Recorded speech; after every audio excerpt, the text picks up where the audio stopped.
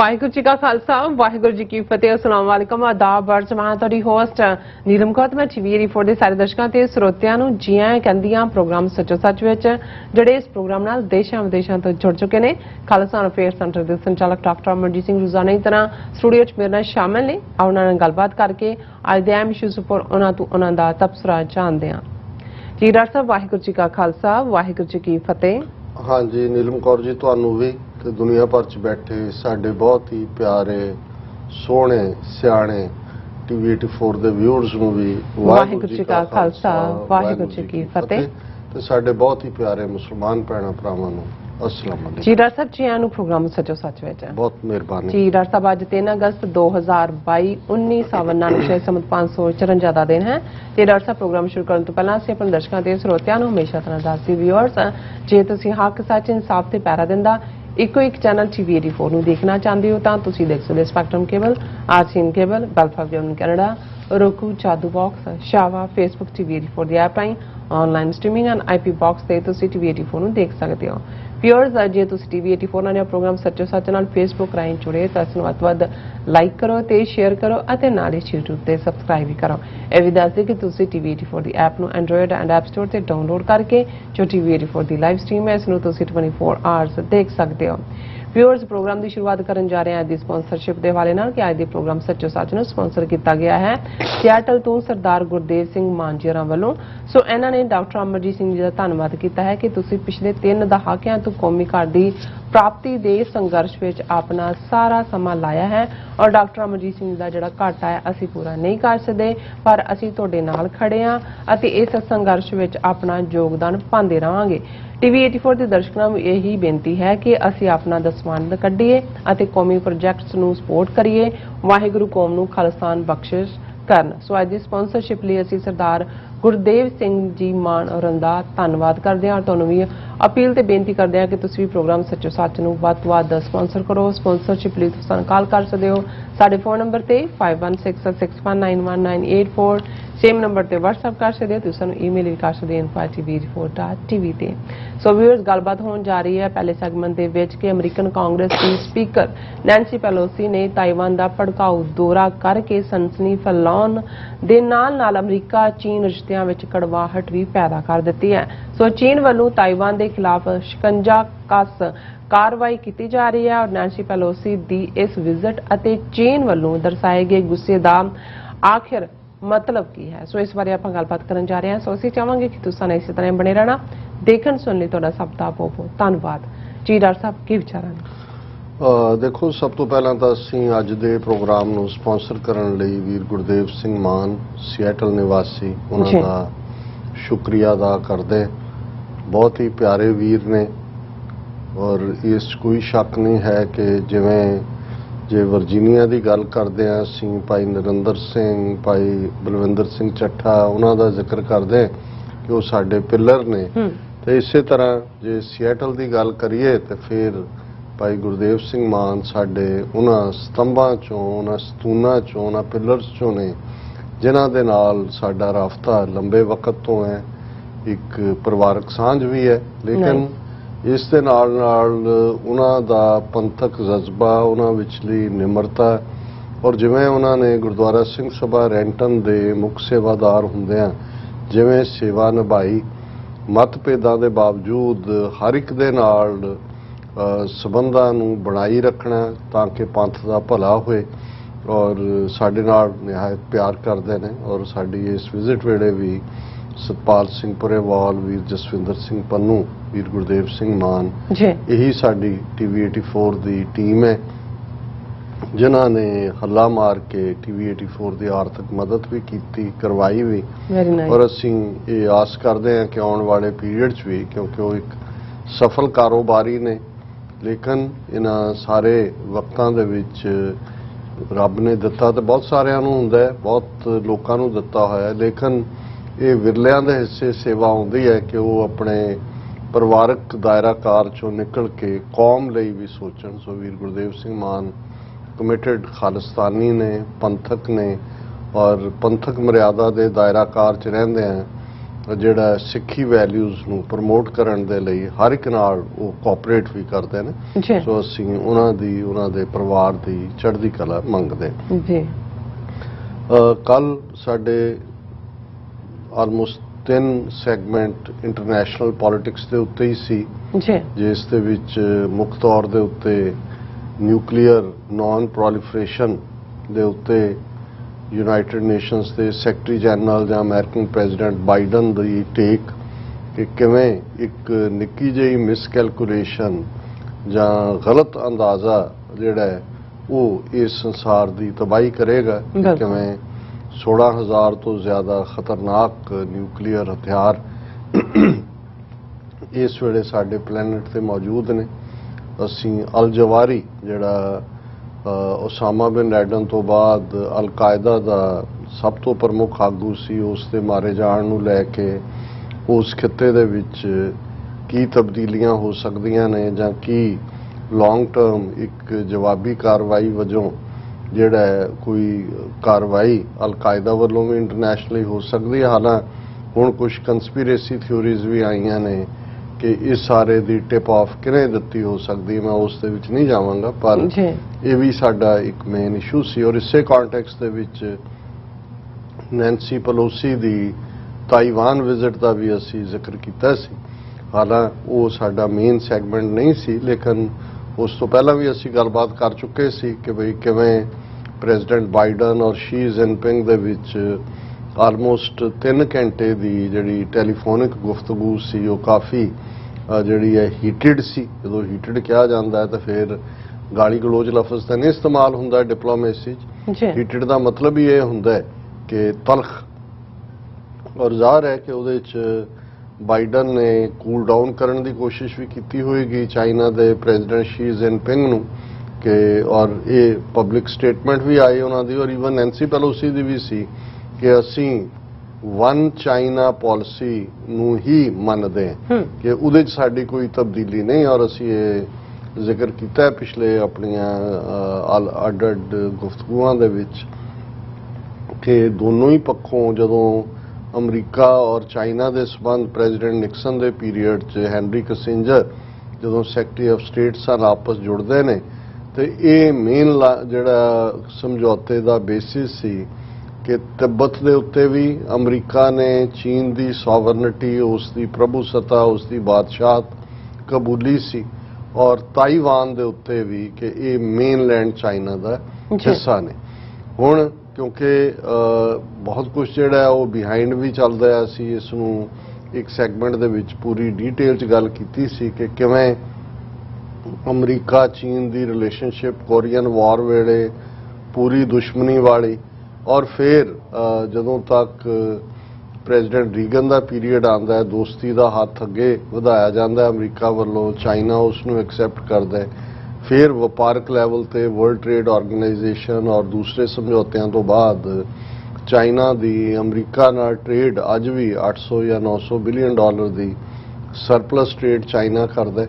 ਪਰ ਫਿਰ ਚਾਈਨਾ ਦਾ ਉੱਪਰ ਉਚਾਈ ਵੱਲ ਜਾਣਾ ਔਰ ਖਾਸ ਤੌਰ ਤੇ ਜਦੋਂ ਆਲਮੋਸਟ 380 ਜਾਂ 390 ਬਿਲੀਅਨ ਡਾਲਰ ਦਾ one belt one road project ਉਹਨਾਂ ਵੱਲੋਂ ਐਲਾਨਿਆ ਜਾਂਦਾ ਹੈ ਔਰ ਉਸ ਦਾ ਮਿਲਟਰੀ ਮਾਈਟ ਵੀ ਵੱਧਦਾ ਹੈ ਔਰ ਅਮਰੀਕਾ ਫਿਰ 9/11 ਤੋਂ ਬਾਅਦ ਭਾਵੇਂ ਉਹ ਪਹਿਲਾਂ ਅਫਗਾਨਿਸਤਾਨ 'ਚ ਉਲਝੇ ਰਹੇ ਲੇਕਿਨ ਉਸ ਦੇ ਨਾਲ ਅਸੀਂ ਦੇਖਦੇ ਹਾਂ ਕਿ ਚਾਈਨਾ ਨੂੰ ਘੇਰਨ ਦੀਆਂ ਤਿਆਰੀਆਂ ਸ਼ੁਰੂ ਹੋ ਜਾਂਦੀਆਂ ਨੇ। ਜੂਨੀਅਰ ਬੁਸ਼ ਦੇ ਵੇਲੇ ਵੀ ਉਹ ਮਾਹੌਲ ਸੀ ਜਦੋਂ ਕਿ ਇੱਕ ਅਮਰੀਕਾ ਦਾ ਰੀਕਨੈਸੈਂਸ ਜਹਾਜ਼ ਜਿਹੜਾ ਜਸੂਸੀ ਵਾਲਾ ਹੈ ਉਹ ਚਾਈਨਾ 'ਚ ਡਿੱਗਿਆ ਔਰ ਚਾਈਨਾ ਨੇ ਉਹਨੂੰ ਲਾ ਲਿਆ ਸੀ ਔਰ ਅਮਰੀਕਾ ਨੇ ਕਿਹਾ ਕਿ ਜੀ ਸਾਨੂੰ ਵਾਪਸ ਕਰੋ।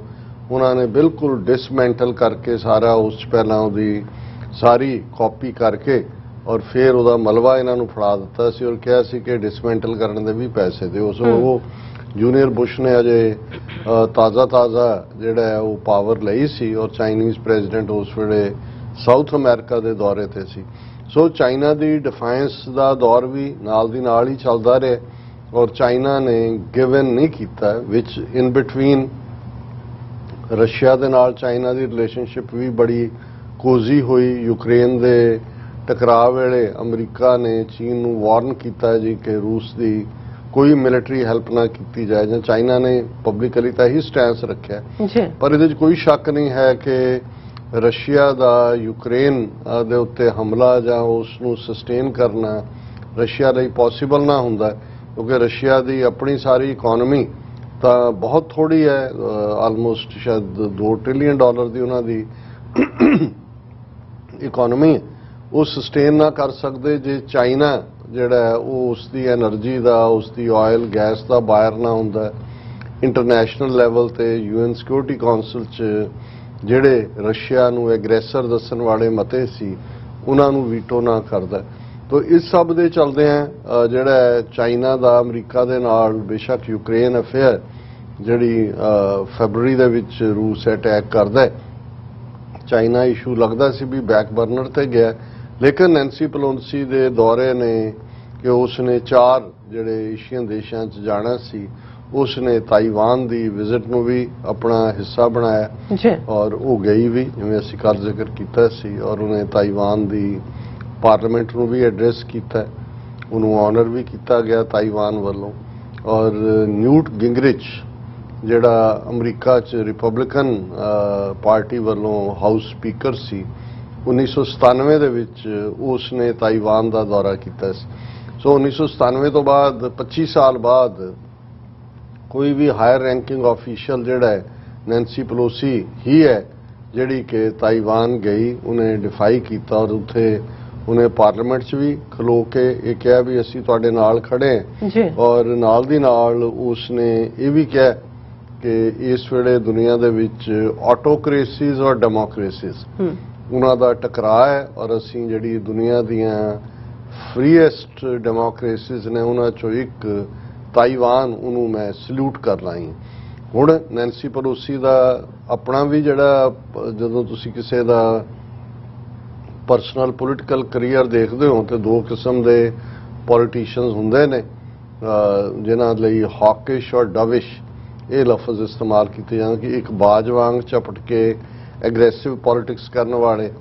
ਔਰ ਇੱਕ ਜਿਹੜੇ ਡਵ ਵਾਂਗ ਕਬੂਤਰ ਵਾਂਗ ਜਿਹੜਾ ਉਹ ਝਮ ਕੇ ਰਹਿਣ ਵਾਲੇ ਸੋ ਨੈਂਸੀ ਪੈਲੋਸੀ ਐਗਰੈਸਿਵ ਹੈ ਔਰ ਇਹ ਵੀ ਅਸੀਂ ਯਾਦ ਦਹਾਨੀ ਕਰਵਾ ਦਈਏ ਵੀ ਹੁਣ ਤਾਂ ਉਹ ਤਾਈਵਾਨ ਗਈ ਹੈ ਇਸ ਦੇ ਬਾਵਜੂਦ ਕਿ ਕਾਫੀ ਬਿਟਰਨੈਸ ਕ੍ਰੀਏਟ ਹੋਈ ਉਸ ਤੋਂ ਪਹਿਲਾਂ ਵੀ ਉਸ ਤੋਂ ਪਹਿਲਾਂ 1991 ਚ ਨੈਂਸੀ ਪੈਲੋਸੀ ਜਿਹੜੀ ਹੈ ਉਹ ਤਿਨੇਮੈਨ ਸਕੁਅਰ ਵੀ ਗਈ ਸੀ ਬੀਜਿੰਗ ਦੇ ਵਿੱਚ ਜਿੱਥੇ ਕਿ ਬਹੁਤਿਆਂ ਨੂੰ ਸ਼ਾਇਦ ਨਾ ਯਾਦ ਹੋਏ ਕਿ 1985 ਦੇ ਵਿੱਚ 1999 ਦੇ ਵਿੱਚ ਜੂਨ ਦਾ ਪਹਿਲਾ ਹਫ਼ਤਾ ਹੀ ਲਗਭਗ ਕਿਉਂਕਿ ਜੂਨ ਸਿੱਖ ਕੌਮ ਨੂੰ ਹਮੇਸ਼ਾ ਯਾਦ ਰਹਿੰਦਾ ਹੈ ਘੱਲੂ ਘਰ 84 ਕਰਕੇ ਜੀ ਔਰ ਉਹ ਪਹਿਲਾ ਹਫ਼ਤਾ ਹੀ ਸੀ ਜੂਨ ਦਾ 1999 ਦੇ ਵਿੱਚ ਜਦੋਂ ਕਿ ਹਜ਼ਾਰਾਂ ਚੀਨੀ ਸਟੂਡੈਂਟ ਜਿਹੜੇ ਤਿਨੇਮੈਨ ਸਕੁਅਰ ਦੇ ਵਿੱਚ ਡੈਮੋਕ੍ਰੇਸੀ ਦੀ ਰੱਟ ਲਾਉਂਦੇ ਆ ਕੇ ਬੈਠੇ ਸੀ ਔਰ ਕਮਿਊਨਿਸਟ ਰਜੀਮ ਨੇ ਉਸ ਪੀਰੀਅਡ 'ਚ ਟੈਂਕਾਂ ਦੇ ਥੱਲੇ ਉਹਨਾਂ ਨੂੰ ਕੁਚਲ ਕੇ ਤਿਨੇਮੈਨ ਸਕੁਅਰ ਜਿਹੜਾ ਹੈ ਉਹ ਵਿਹਲਾ ਕਰਵਾ ਦਿੱਤਾ ਸੀ ਔਰ ਉਹ ਬੜੇ ਵੱਡੇ ਲੈਵਲ ਦੇ ਉੱਤੇ ਤਿਨੇਮੈਨ ਮੈਸੈਕਰ ਕਰਕੇ ਉਹਨੂੰ ਜਾਣਿਆ ਜਾਂਦਾ ਹੈ ਸੋ ਉਸ ਮੈਸੈਕਰ ਦੇ 6 ਸਾਲ ਬਾਅਦ 1991 ਚ ਇਸੇ ਤਰ੍ਹਾਂ ਹੀ ਕਾਂਗਰਸਮੈਨਾਂ ਦਾ ਡੈਲੀਗੇਸ਼ਨ ਲੈ ਕੇ ਨੈਂਸੀ ਪੈਲੋਸੀ ਤਿਨੇਮੈਨ ਸਕੁਅਰ ਗਈ ਔਰ ਉੱਥੇ ਜਾ ਕੇ ਉਹਨੇ ਡੈਮੋਕ੍ਰੇਸੀ ਦਾ ਬੈਨਰ ਜਿਹੜਾ ਹੈ ਉਹ ਖੋਲ ਦਿੱਤਾ ਸੀ ਔਰ ਬੜੀ ਜਿਹੜੀ ਐਮਬੈਰਸਮੈਂਟ ਸੀ ਚਾਈਨਾ ਦੀ ਹਕੂਮਤ ਲਈ ਸੋ ਇਹੀ ਨਹੀਂ ਜਦੋਂ ਹੁਣ ਫਰਵਰੀ ਦੇ ਵਿੱਚ ਅਟੈਕ ਕਰਦਾ ਹੈ ਰਸ਼ੀਆ ਯੂਕਰੇਨ ਦੇ ਉੱਤੇ ਔਰ ਕੁਝ ਹਫ਼ਤਿਆਂ ਬਾਅਦ ਨੈਂਸੀ ਪੈਲੋਸੀ ਜ਼ਿੱਦ ਕਰਦੀ ਹੈ ਹਾਲਾਂ ਬੰਬ ਪੈ ਰਹੇ ਸੀ 4 ਚਫੇਰੇ ਕਿ ਜੀ ਮੈਂ ਕਾਂਗਰੈਸ਼ਨਲ ਡੈਲੀਗੇਸ਼ਨ ਦੇ ਨਾਲ ਕੀਵ ਜਾਣਾ ਹੈ ਯੂਕਰੇਨ ਦੀ ਕੈਪੀਟਲ ਤਾਂ ਕਿ ਮੈਸੇਜ ਰਸ਼ੀਆ ਨੂੰ ਦੇਣਾ ਕਿ ਤੁਸੀਂ ਡੈਮੋਕ੍ਰੇਸੀ ਨੂੰ ਕ੍ਰਸ਼ ਨਹੀਂ ਕਰ ਸਕਦੇ ਔਰ ਇਹਦੇ ਬਾਵਜੂਦ ਕਿ ਉਹਦੀ ਆਪਣੀ ਜਾਨ ਨੂੰ ਵੀ ਖਤਰਾ ਹੋ ਸਕਦਾ ਸੀ ਉਹ ਸਾਰੇ ਉਹ ਡੈਲੀਗੇਸ਼ਨ ਲੈ ਕੇ ਕੀਵ ਵੀ ਗਈ ਸੋ ਇਹ ਗੱਲ ਦਾ ਵੀ ਧਿਆਨ ਰਹੇ ਕਿ ਬੇਸ਼ੱਕ ਇਹ ਵੀ ਜਿਹੜਾ ਦੌਰ ਹੈ ਅਲਟੀਮੇਟਲੀ ਬਾਈਡਨ ਵੀ ਵਾਈਟ ਹਾਊਸ ਡੈਮੋਕ੍ਰੈਟ ਹੈ ਨੈਂਸੀ ਪੈਲੋਸੀ ਵੀ ਹੈ ਪਰ ਨੈਂਸੀ ਪੈਲੋਸੀ ਦਾ ਆਪਣਾ ਸਟਾਈਲ ਵੀ ਜਿਹੜਾ ਹੈ ਉਹ ਐਗਰੈਸਿਵ ਹੈ ਔਰ ਇਸ ਸਾਰੇ ਦੇ ਨਾਲ ਬੇਸ਼ੱਕ ਅਮਰੀਕਾ ਦੀ ਪਾਲਿਸੀ ਤਾਂ ਨਹੀਂ ਬਦਲੀ ਹੈ ਕਿ ਭਾਈ ਵਨ ਚਾਈਨਾ ਔਰ ਜਿਹੜਾ ਤਾਈਵਾਨ ਨੂੰ ਅਸੀਂ ਮੰਨਦੇ ਹਾਂ ਹਿੱਸਾ ਲੇਕਿਨ ਇਸ ਚੋਂ ਜਿਹੜਾ ਇਸ ਸਾਰੇ ਦੇ ਨਾਲ ਕੱਲੀ ਕੁੜਿੱਤਣ ਹੀ ਨਹੀਂ ਹੋਈ ਜਿਵੇਂ ਸਾਈਮਲਟੇਨੀਅਸਲੀ ਨਿਊਕਲੀਅਰ ਡਿਸਆਰਮਾਮੈਂਟ ਤੇ ਗੱਲ ਕਰਦੇ ਆ UN ਸੈਕਟਰੀ ਜਨਰਲ ਕਹਿ ਰਿਹਾ ਸੀ ਕਿ ਵੀ ਕੋਈ ਵੀ ਗਲਤ ਅੰਦਾਜ਼ਾ ਤਬਾਹੀ ਕਰ ਸਕਦਾ ਹੈ ਨਿਊਕਲੀਅਰ ਹਥਿਆਰਾਂ ਨਾਲ। ਸੋ ਇੱਥੇ ਵੀ ਸਿਚੁਏਸ਼ਨ ਇਹ ਬਣੀ ਹੋਈ ਸੀ, ਕਿਉਂਕਿ ਜਦੋਂ ਇਸ ਨੇ ਨੈਂਸੀ ਪੈਲੋਸੀ ਨੇ ਵਿਜ਼ਿਟ ਕੀਤਾ ਤੇ ਇਸ 'ਚ ਅਸੀਂ ਦੇਖਦੇ ਹਾਂ ਵੀ ਚੱਲ ਕੀ ਰਿਹਾ ਸੀ ਕਿ ਵੀ ਇਸ ਸਾਰੇ 'ਚ ਅਮਰੀਕਾ ਦੇ ਜਿਹੜੇ ਨੇ ਵੱਡੇ ਵੱਡੇ ਜਹਾਜ਼ ahead of Pelosi's visit the American military increased its movement in Indo-Pacific region. Military movements Ki C? The aircraft carrier USS Ronald Reagan and its strike group were in the Philippine Sea on Monday. ਉਹਨਾਂ ਦਾ ਇਹ ਵੱਡਾ ਜਿਹੜਾ Ronald Reagan ਜਿਹੜਾ aircraft career ਹੈ ਉਹ Philippines ਦੇ ਵਿੱਚ ਸੀ। ਇਸੇ ਤਰ੍ਹਾਂ ਦਾ cruiser USS Anti-Atom and destroyer USS Higgins left Singapore after ਉਹ ਸਿੰਗਾਪੁਰ ਤੋਂ ਇਧਰ ਨੂੰ ਮੂਵ ਕਰ ਗਿਆ ਸੀ towards the north. The carrier has array of aircraft including FA-18 fighter jets and helicopters as well as sophisticated radar systems and other weapons.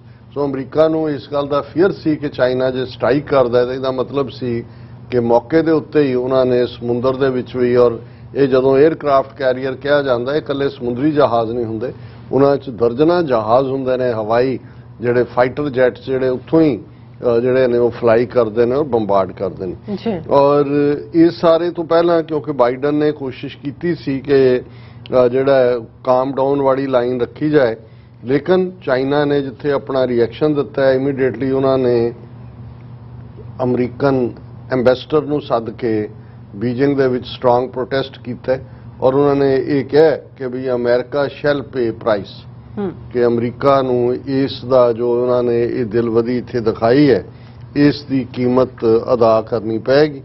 ਔਰ ਜਿਹੜੇ ਇੱਕਦਮ ਇਹ ਤਾਂ ਆ ਗਈ ਵਾਪਸ ਉੱਥੋਂ ਸਾਊਥ ਕੋਰੀਆ ਲਈ ਫਲਾਈ ਕੀਤਾ, ਲੇਕਿਨ ਤਾਈਵਾਨ ਨੂੰ ਹੁਣ ਜਿਹੜਾ ਚੀਨ ਸਬਕ ਸਿਖਾਉਣ ਤੇ ਤੁਲਿਆ ਔਰ ਅਗਲੇ 4 ਦਿਨਾਂ ਲਈ ਉਹਨਾਂ ਨੇ ਪਾਣੀਆਂ ਰਾਹੀਂ ਔਰ ਹਵਾਈ ਜਿਹੜਾ ਟੋਟਲ ਬਲੌਕੇਡ ਕੀਤਾ ਤਾਈਵਾਨ ਦਾ। ਔਰ ਮੇਨ ਇੰਟਰਨੈਸ਼ਨਲ ਨਿਊਜ਼ ਏਜੰਸੀਜ਼ ਦੀ ਖਬਰ ਹੈ China targets Taiwan with military economic measures after Pelosi visit. Beijing's military activities will seal off Taiwan's airspace and waters for 4 days.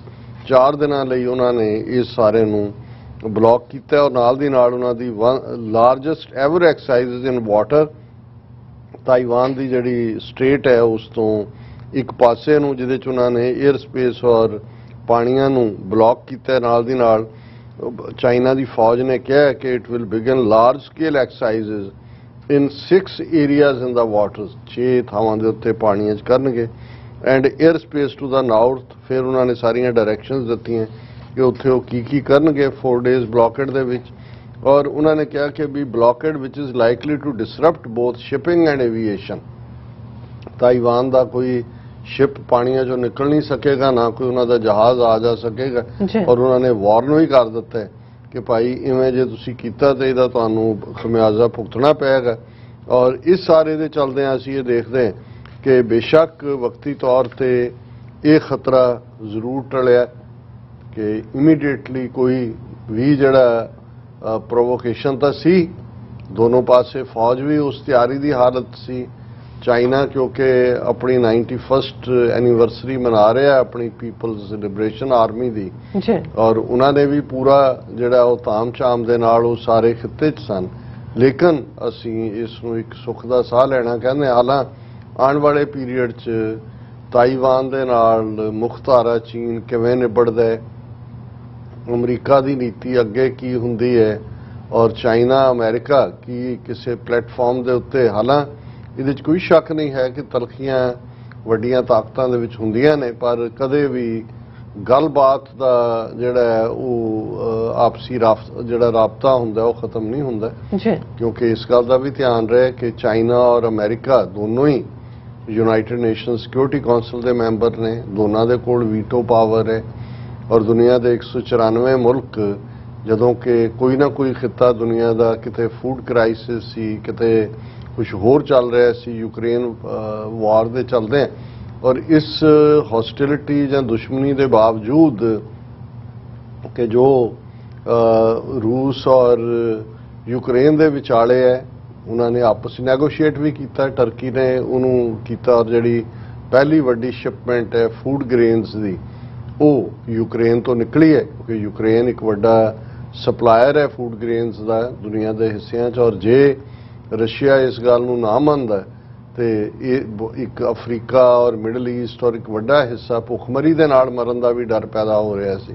सो कहने का मतलब यह है भी इस सब के बावजूद ये चल रहा। और ईवन अल जवारी के मामले भी मैं किसी कमेंटेटर का देख रहा सी कि भाई ईवन इसका जो अमरीका ने ये किया ड्रोन अटैक, ड्रोन चो मिसल निकली और अल जवारी का एंड होया, असी किसी भी इंटरनेशनल पावर वालों वो भावें रशिया होए या चाइना होए इसकी कंडेमनेशन नहीं देखी, उन्होंने इसकी रखेदी नहीं की। और ये भी कहा जा रहा है कि उन्होंने इस दे नाल सहमति है, क्योंकि चाइना का अपना इशू, क्योंकि अलकायदा जिहड़ी है जे अफगानिस्तान दे विच पैर पसार के बैठती है, अफगानिस्तान का चीन नाल बॉर्डर लगता है, चीन दे जिन्होंने वीगर मुसलमान कहते हैं उन्होंने सिंकियांग प्रोविंस उस दे विच ऑलरेडी टरमोइल रहिंदा है, उत्थे चीन ज्यादती करदा उन्होंने नाल।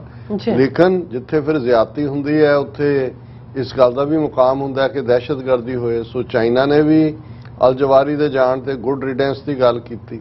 और अजे तक ये भी एक मिस्ट्री है कि जिहड़े ड्रोन ने काबल दे विच अल जवारी नूं अपने घर की बालकनी विच खलोतियां हिट कीता वो ड्रोन कित्थों आया। पाकिस्तान ने ज़ाहिर है उन्होंने कहा साडा एयर स्पेस नहीं इस्तेमाल होया। हुण ये तो है नहीं कि वाशिंगटन तो ड्रोन उड्डिया, हालांकि जिहड़ी सहमति हुंदी है किसी भी ड्रोन अटैक की वो वाइट हाउस तो ही हुंदी है। वो उस जमाने तो ही जदों अफगानिस्तान वॉर भी 20 साल चलती रही, लेकिन उस दे जिहड़ा उन्हें अपना लोड उत्थे छड्डिया ड्रोन वापस गया।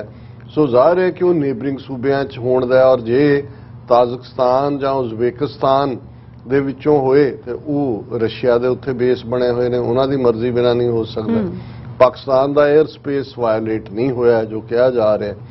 और ईरान हुण हो सकता है इस मामले च ईवन ईरान दे लई भी, क्योंकि एक वड्डी पॉपूलेशन जिहड़ी है ईरानी मूल दे लोकां दी अफगानिस्तान च है, उन्हां दा तालिबान नाल तां टकराਅ है ही है थोड़ा बहुत, वो तो फिर नैगोशिएट भी कर लैंदे ने। पर इस्लामिक स्टेट या अलकायदा ये तो बिल्कुल वो वहाद जिहड़ा उन्हां दा वहाबी होण दे नाते ये तां इन्हां दा उन्हां दे नाल कोई बनदी नहीं है शिया कैटागरी दे नाल।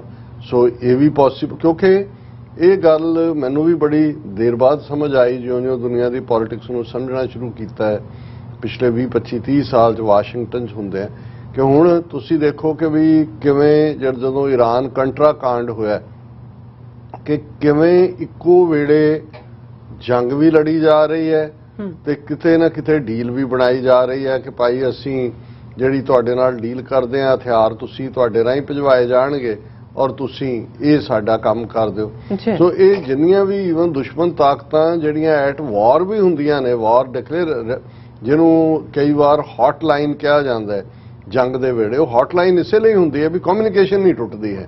और बहुत हालतां च दोनों आपसी मफाद देखते हैं। हुण ईवन रशिया और अमेरिका दे विच एक अजकल डील चल रही है कि भाई ये साडा फलाना स्टार तुहाडी कस्टडी च है तो उन्होंने तुसीं छड्डो ते असीं जिहड़े तुहाडे इत्थे फलाने सपाई ने वो छड्डदे हैं। वक्तन वक्तन हुंदा है कि जिन्ने उन्होंने जसूस फड़े होंगे ने उन्होंने तो छुड़ा लेंदे ने। और इस तरह ईवन जंग के मैदान जदों तालिबान दे नाल अमरीका की जंग चल रही सी, जिहड़े इन्हां दे प्रिजनर हुंदे सी, वो कहंदे सी तुसीं साडे इन्ने छड्डो ते असीं तुहाडे इन्ने छड्डांगे।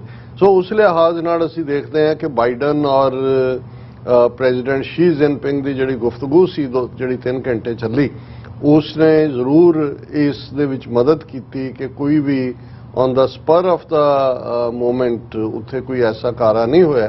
पर आने वाले पीरीयड जे असीं इहनूं सिख परस्पैक्टिव तो देखिए तो ये कोई दो रावां नहीं ने कि वो खिता अमरीका चाइना टसल आने वाले पीरीयड च दुनिया दा एक मेजर इशू रहेगा चाइना दा, क्योंकि भारत दे नाल उन्हां दी लाइन ऑफ एक्चुअल कंट्रोल नूं लैके कोई समझौता नहीं होया होया ਔਰ ਭਾਰਤ ਨੇ ਅਮਰੀਕਾ ਨੂੰ ਮੋਢਾ ਦਿੱਤਾ ਹੈ, ਉਹ ਬੇਸ਼ੱਕ ਕੁਆਡ ਦੇ ਥੱਲੇ ਹੋਏ ਜਾਂ ਅਦਰਵਾਈਜ਼ ਜਿਸ ਕਿਸਮ ਦੀ ਸਾਂਝ ਦੀ ਗੱਲ ਹੈ, ਸੋ ਜ਼ਾਹਰ ਹੈ ਕਿ ਚੀਨ ਔਰ ਇੰਡੀਆ ਦੇ ਵੀ ਹੌਸਟਿਲਿਟੀ ਰਹੇਗੀ।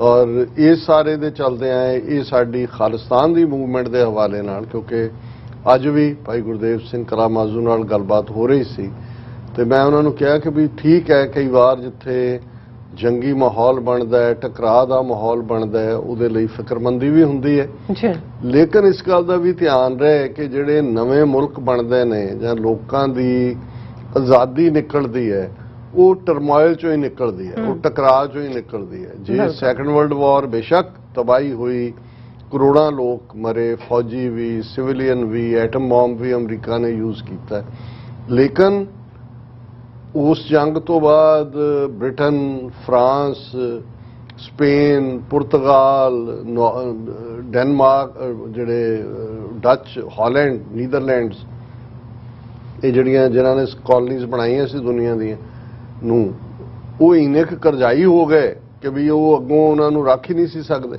ਸੋ ਬੇਸ਼ੱਕ ਇੱਕ ਡਿਵੈਸਟੇਟਿੰਗ ਵਾਰ ਸੀ, ਤਬਾਹੀ ਹੋਈ, ਪਰ ਉਸ ਤੋਂ ਬਾਅਦ 60 ਤੋਂ ਜ਼ਿਆਦਾ ਮੁਲਕ ਤਾਂ ਬ੍ਰਿਟਨ ਨੇ ਆਜ਼ਾਦ ਕੀਤੇ। ਔਰ ਜੇ ਤੁਸੀਂ ਉਹ ਦੇਖੋਗੇ ਕਿ ਅਗਲੇ 10 ਸਾਲ 'ਚ ਉਹ ਉਸ ਜੰਗ ਦੇ ਨਤੀਜੇ ਵਜੋਂ ਹੀ ਸੀ, ਕਿਉਂਕਿ ਉਹ ਇੰਨੇ ਕਰਜ਼ਾਈ, ਕਮਜ਼ੋਰ ਔਰ ਈਵਨ ਜਿਹੜੇ ਦੇਸੀਆਂ ਦੀ ਉਹਨਾਂ ਨਾਲ ਵਫਾ ਵੀ ਮੁੱਕ ਗਈ।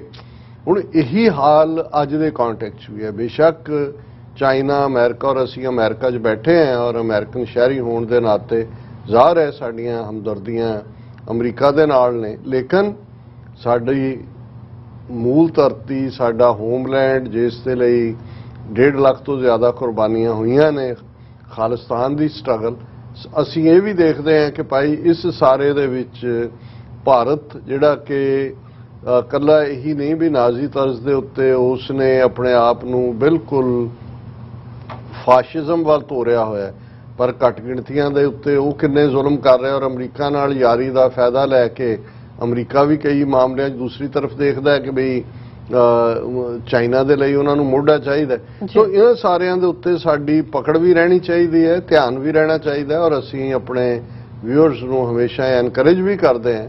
ਹਾਲਾਂਕਿ ਅਸੀਂ ਹਲਕੀਆਂ ਫੁਲਕੀਆਂ ਗੱਲਾਂ ਜਿਹੜੀਆਂ ਨੇ ਆਪਣੇ ਉਸ ਖਿੱਤੇ ਦੀਆਂ ਵੀ ਕਰ ਸਕਦੇ ਹਾਂ, ਜੋਕ ਸੁਣਾ ਸਕਦੇ ਹਾਂ, ਕੋਈ ਹੋਰ ਜਿਹੜਾ ਜਿਵੇਂ ਬਹੁਤ ਸਾਰੇ ਚੈਨਲ ਜਿਹੜੇ ਕਰਦੇ ਨੇ ਪੰਜਾਬੀ ਨਾਲ ਸੰਬੰਧਿਤ, ਜਾਂ ਉਹਨਾਂ ਦੇ ਮੇਨ ਸਟ੍ਰੀਮ ਵੀ ਉਹੀ ਕੋਈ ਗੁਣ ਗਾ ਰਿਹਾ ਕਿਸੇ ਦੇ, ਕੋਈ ਲੱਤਾਂ ਖਿੱਚ ਰਿਹਾ, ਕੋਈ ਜੋਕ ਸੁਣਾ ਰਿਹਾ, ਪਰ ਮੈਂ ਸਮਝਦਾ ਵੀ ਸਾਨੂੰ ਇਹ ਸਮਝਣਾ ਹੋਏਗਾ ਔਰ ਇਹ ਇਕੱਲਾ ਇਹ ਨਹੀਂ ਕਿ ਅਸੀਂ ਇਸ ਨੂੰ ਸਮਝਣ ਦੀ ਕੋਸ਼ਿਸ਼ ਕੀਤੀ ਹੈ।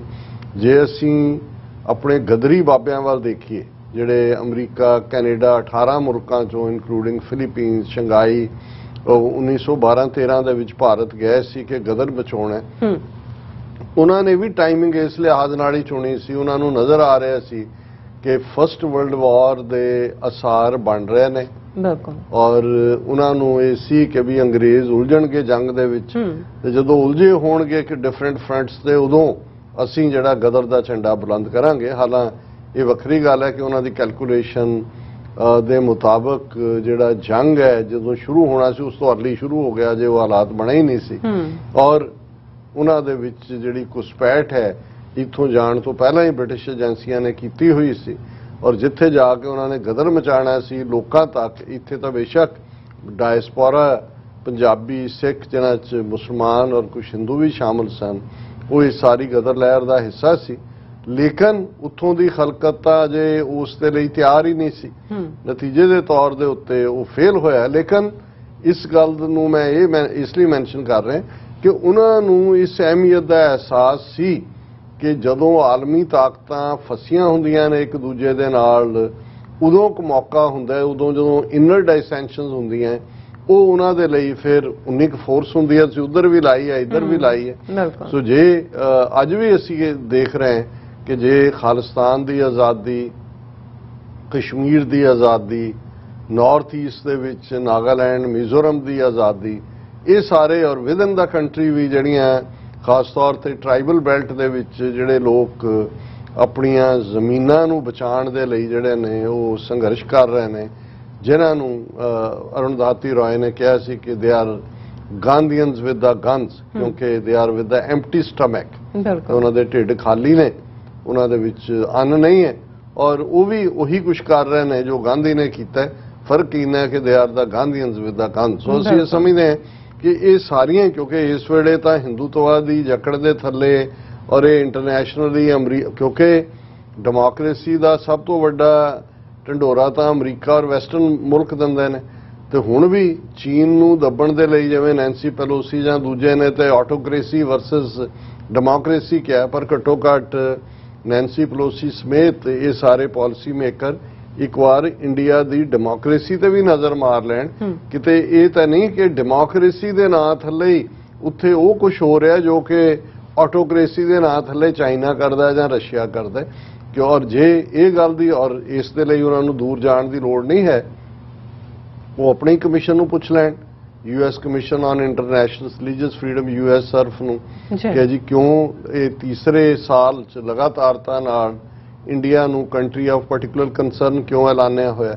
ਸੋ ਅਸੀਂ ਸਮਝਦੇ ਹਾਂ ਕਿ ਵੀ ਇਹ ਵੈਸਟਰਨ ਪਾਵਰਸ ਵੀ ਇਹਦੇ ਬਾਵਜੂਦ ਕਿ ਅਸੀਂ ਇਹਨਾਂ ਡੈਮੋਕ੍ਰੈਟਿਕ ਮੁਲਕਾਂ 'ਚ ਬੈਠ ਕੇ ਆਜ਼ਾਦੀ ਨਾਲ ਆਪਣੀ ਗੱਲ ਕਰ ਰਹੇ ਤੇ ਇਹ ਵੀ ਆਜ਼ਾਦੀ ਦਾ ਹੀ ਨਤੀਜਾ ਹੈ ਕਿ ਅਸੀਂ ਇਹਨਾਂ ਨੂੰ ਰਿਮਾਈਂਡ ਕਰਵਾ ਰਹੇ ਹਾਂ ਕਿ ਸਿਰਫ ਆਟੋਕ੍ਰੇਸੀਜ਼ ਜਾਂ ਕਮਿਊਨਿਜ਼ਮ ਦੇ ਥੱਲੇ ਹੀ ਜਿਹੜਾ ਹੈ ਉਹ ਟਿਰਨੀ ਜਾਂ ਜ਼ੁਲਮ ਨਹੀਂ ਹੁੰਦਾ।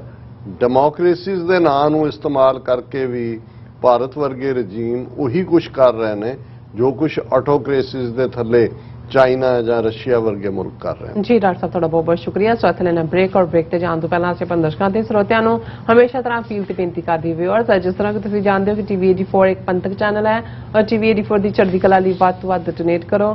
ਡੋਨੇਟ ਕਰਨ ਲਈ ਸਾਡੀ ਵੈਬਸਾਈਟ tv84.tv ਤੇ ਜਾ ਕੇ ਪੇਪਲ ਦੀ ਵਰਤੋਂ ਕਰਕੇ ਵਨ ਟਾਈਮ ਡੋਨੇਟ ਕਰ ਸਕਦੇ ਹੋ, ਮੰਥਲੀ ਡੋਨੇਟ ਵੀ ਕਰ ਸਕਦੇ ਹੋ।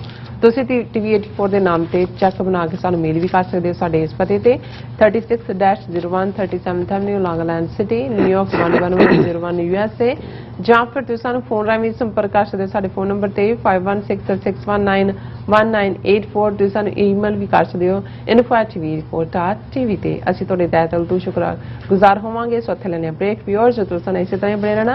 ਮਿਲਦੇ ਹਾਂ ਛੋਟੇ ਜਿਹੇ ਵਕਤ ਤੋਂ ਬਾਅਦ।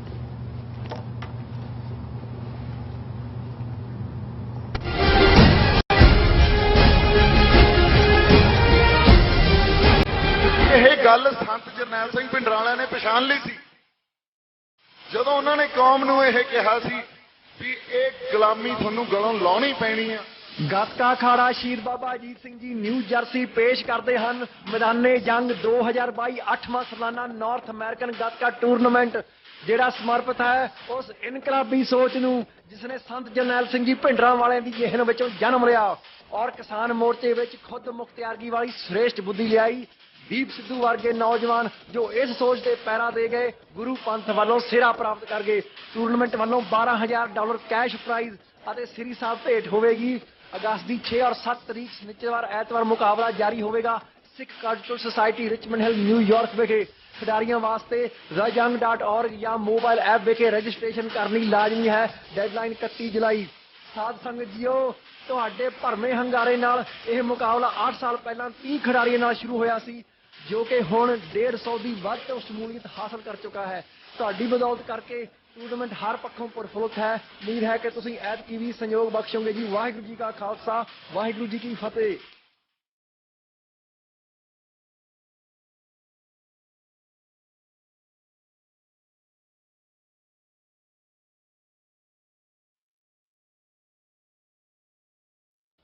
ਕੀ ਤੁਹਾਨੂੰ 30, 40 ਜਾਂ 50 ਦਿਨ ਵੇਟ ਕਰਨੀ ਪੈ ਰਹੀ ਹੈ ਤੁਹਾਡੇ ਚੈੱਕ ਲਈ? ਫਿਰ ਬ੍ਰੋਕਰਾਂ ਪਿੱਛੇ ਭੱਜਦੇ ਫਿਰਦੇ ਹੋ ਪੈਸੇ ਲਈ।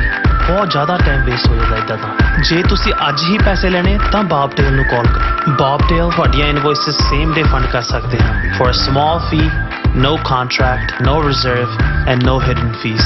ਅੱਜ ਹੀ ਕਾਲ ਕਰੋ ਬੌਬਟੇਲ ਨੂੰ ਤੇ ਤੁਹਾਡਾ ਪਹਿਲਾ ਮਹੀਨਾ ਫ੍ਰੀ। 410 204 2084। ਅਗੇਨ 410 204 2084।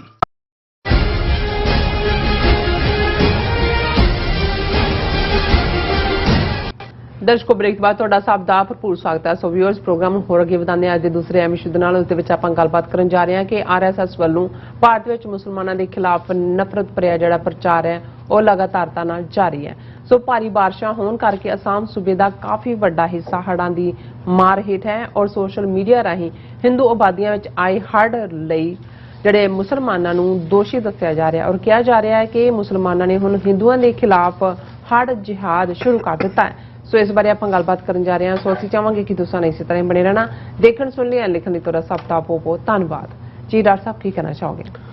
ਦੇਖੋ, ਅਸੀਂ ਬਾਰ-ਬਾਰ ਜਦੋਂ 1930 ਦੇ ਨਾਜ਼ੀ ਰਜੀਮ ਨੂੰ, ਹਿਟਲਰ ਦੀ ਨਾਜ਼ੀ ਪਾਰਟੀ ਨੂੰ, ਜਾਂ ਜਿਵੇਂ ਇਟਲੀ ਦੇ ਫਾਸ਼ਿਸਟ ਮੁਸੋਲਿਨੀ ਦਾ ਜ਼ਿਕਰ ਕਰਦੇ ਹਾਂ, ਤੇ ਉਸ ਤੋਂ ਬਿਨਾ ਕੋਈ ਹੋਰ ਢੁਕਵਾਂ ਕੰਪੈਰੀਜ਼ਨ ਬਣਦਾ ਹੀ ਨਹੀਂ ਹੈ। ਜੋ ਕੁਝ ਭਾਰਤ ਦੀ ਹਿੰਦੂਤਵੀ ਹਕੂਮਤ ਅੱਜ ਕੱਲ੍ਹ ਘੱਟ ਗਿਣਤੀਆਂ ਨਾਲ, ਖਾਸ ਤੌਰ ਤੇ ਮੁਸਲਮਾਨਾਂ ਦੇ ਹਵਾਲੇ ਨਾਲ ਇਹ ਸੈਗਮੈਂਟ ਅਸੀਂ ਡਿਸਕਸ ਕਰ ਰਹੇ ਹਾਂ, ਕਿਉਂਕਿ ਇਸ ਵੇਲੇ ਮੌਨਸੂਨ ਐਤਕੀ ਥੋੜੀ ਟਾਈਮ ਤੋਂ ਪਹਿਲਾਂ ਆਈ।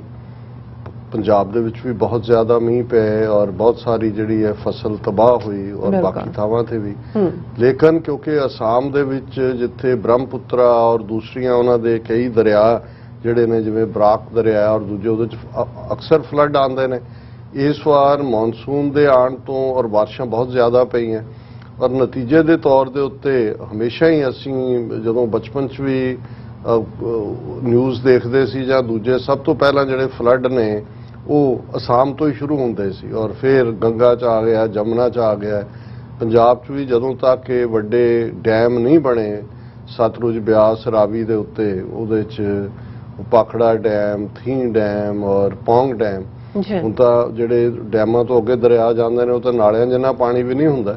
ਪੰਜਾਬ 'ਚ ਵੀ ਭਾਰੀ ਫਲੱਡ ਹੁੰਦੇ ਸੀ ਔਰ ਹੁਣ ਵੀ ਇਸ ਵਾਰ ਮੀਂਹ ਇੰਨੇ ਕੁ ਪਏ ਕਿ ਈਵਨ ਰਾਵੀ ਦੇ ਕੰਢੇ ਗੁਰਦਾਸਪੁਰ ਜ਼ਿਲ੍ਹੇ ਦੇ ਡੇਰਾ ਬਾਬਾ ਨਾਨਕ ਨਾਲ ਲੱਗਦੇ ਬਹੁਤ ਸਾਰੇ ਇਲਾਕੇ ਜਿਹੜੇ ਨੇ ਉਹਨਾਂ ਨੇ ਖਾਲੀ ਕਰਵਾ ਲਏ, ਕਿਉਂਕਿ ਪਾਣੀ ਘਰਾਂ 'ਚ ਸ਼ੁਰੂ ਹੋ ਗਿਆ ਸੀ ਆਉਣਾ। ਜਿਹੜੇ ਥੋੜੇ ਉੱਚੀਆਂ ਥਾਵਾਂ ਸੀ ਉਹਨਾਂ ਦਾ ਬਚਾ ਰਿਹਾ, ਨੀਵੇਂ ਤਾਂ ਡੁੱਬੇ।